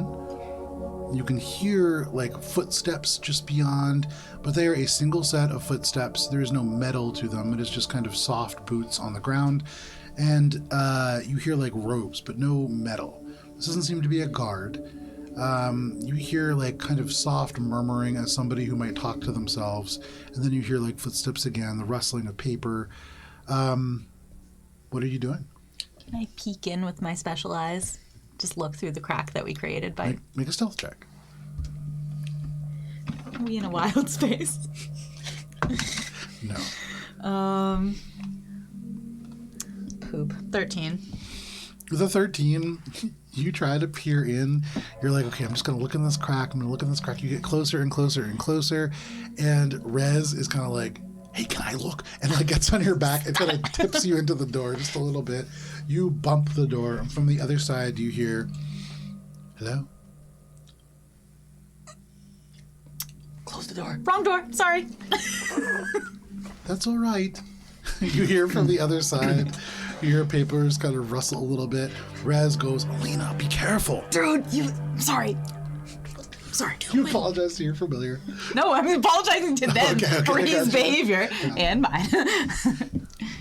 Why are we going down this path? Because in the archives, if we're here and they have information about your memories or the area where they are, it's going to be here, not down there. That's where their memories are going to be. But There's maybe a person we'll in know. there. You said you couldn't read the sign above the thing, right? It was just gibberish. It was like symbols pretending to be letters. I don't think they would have records of what's in there if they were Didn't trying to that hide happen what's when in there. she tried to do something And I don't think we should before? go this way if there are people That here. they didn't change to any letters. Perhaps, yeah. If I remember correctly, out of game, because I don't think Minka would know any of this. But I think in the past when that has happened, it's because there was not a translatable. Right. It was not a Thing. translatable It language. was just something that, like, it means It something was- too abstract to translate yeah. directly. So it probably still means something, but it just doesn't. Or it could be a Go with ruse. that. We don't know how much Right. celestial people But- actually know versus what rank you are. Archives we can read. Yeah. They wouldn't keep my memories in I'm not saying that they would administration. keep them in administration, but I'm saying that they might have information about the area where they would keep them. Your Why footsteps. don't we just look in the area? As you're all kind of like talking outside this door Because for a it's little bit. bloody Footsteps from dangerous. inside. Yeah, from within. And then the door opens. You see the metal kind of opens up beyond. You see first this individual. It's a human. They have gray hair. They're like an older woman, very slight of build. They're wearing a smock with a couple scrolls kind of tucked into it. And they're holding this little magical lantern that has a adjustable shade on it. But they hold it up and kind of squint as Minka's light like strikes them in this like otherwise dark space that's lit only by a few little magical lanterns. Beyond, you see stacks of stone shelves with scrolls, hundreds of scrolls that must date back. Some of these like crumbling parchment that are ancient.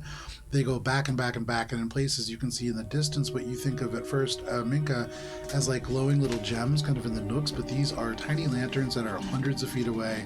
These are sprawling archives.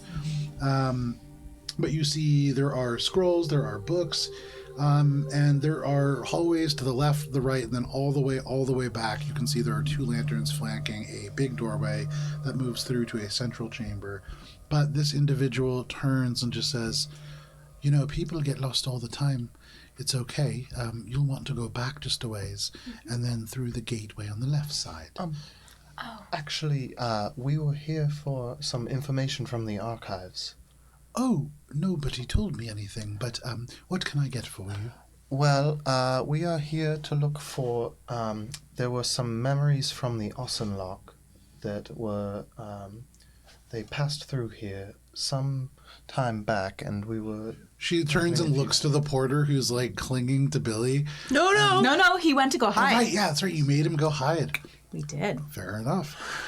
So instead, they kind of all of look us. around at all of you, and they kind of say, "I'm terribly sorry. I haven't kept up with the slang very much. When you say memories, is this encoded alcohol?" thoughts?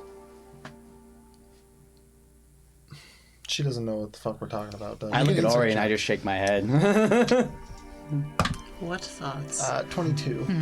With a 22, you see 2 layers deep into this person's subconscious. They're this is somebody. This is like an administrative assistant, and as you look at them, they do look confused. Yes, they have no idea what you're talking about. But then you push a level past that, and there is unease, and there is an unease that comes only from not keeping a secret, but feeling like they are in danger. There is kind of this gnawing feeling of dread that is radiating off them, and you can see as they look around now, they are not sure why they are feeling this way. Is everything all right? Yes, sorry. I must have eaten something bad. I just get these feelings sometimes, like I've forgotten something. Forgotten something. But yes, Billy. Arcana check. Make an Arcana check.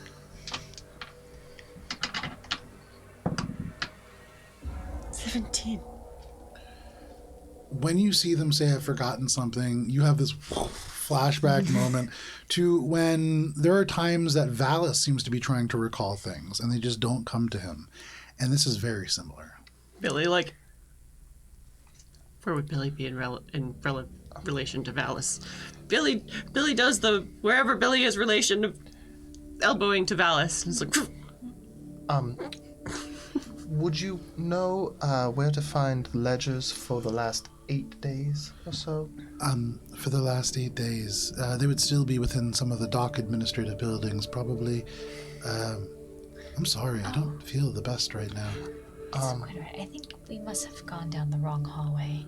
And like I said, it happens all the time. People just go straight and they hope that it leads them to the right place. But the docks are further to the left-hand side. you said the far left door, right? Yes, Okay. So sorry. it's okay. It's very good that you didn't go much further. If I had missed you and you made your way into the hallways, they get very twisty from here. Why is that? Well, they rearrange themselves, you know. You're right. We don't want to get lost any further than we already have. Perhaps we'd best be going. Sorry to bother you. That's okay. I'm sorry I couldn't help more. I'm almost positive there's something. They just shake their head. Sorry, there's been so many projects happening with the reclamation and everything. It's What is You this understand. reclamation? Oh, they just found some old offices that had been caved in and sort of lost. One of the side effects to the hallways rearranging themselves are rooms can sometimes vanish out of accessibility for some time. But some of the old guildmaster rooms have become available again, and people have been removing information and items from it. Where is that happening? In here, in the archives here? Well, not in the archives, of course. Off, and they point to the door that is like Business. straightened off to the left. They point and they say primarily down in that direction, although there is some sort of a fountain room that is being unearthed off and to the right. They point off in that direction, but that is typically where we just keep old scrolls. They're pointing behind them, right? Yeah, yeah. she's not talking about the bad scary door that we're gonna. No. No. They're talking like further on Yeah. past where they are right now. Billy's like watching this little tiny woman Sure. struggle with memories in the same way Valis struggles with memory. Yeah. And then she mentions that the archives is like crazy twisty and easy to get lost in back there. Does Billy get the sense that she's actually just a guard whether she realizes it or not. Make an insight check. Fuck. It's an 8. Damn. Girl. This woman looks like she's had a long day. Like, you're looking at her and she looks a little confused. She's a little older for a human as well, and it's getting close to like 10:30 at night, and so she probably is just trying to get home to go to bed. What do you do to try to not get lost when the place rearranges itself? Well, I just mostly don't go where I'm not supposed to go, but there are a few patterns that you can rely on, and so as long as we stick to where we need to go on our shift, we should be fine. This should go without saying, but don't try to steal anything. What's the path to the right? Back by the front. We're not supposed to go in there. It's very dangerous. Why? Make a persuasion check. But why is the sky blue? Why not green? 10. They look at you and they say, you know, you seem like a nice man. I don't want to scare you or give you bad dreams, and they're mostly tall tales, I'm sure, anyways. But I think for the same reasons that many rooms are closed off, perhaps something dangerous escaped. Perhaps something magical was damaged. I would advise not going there. I don't know anybody who has. Well, I guess we should be on our way then. Thank you for your help. Hope you feel better. Of course. Oh, and just if anybody asks or was looking for you, who are all of you? We are merchants from We serve Darby. Lord Batman. Damn it, Tina. Make a perception check. Oh no. Oh, nice. 23.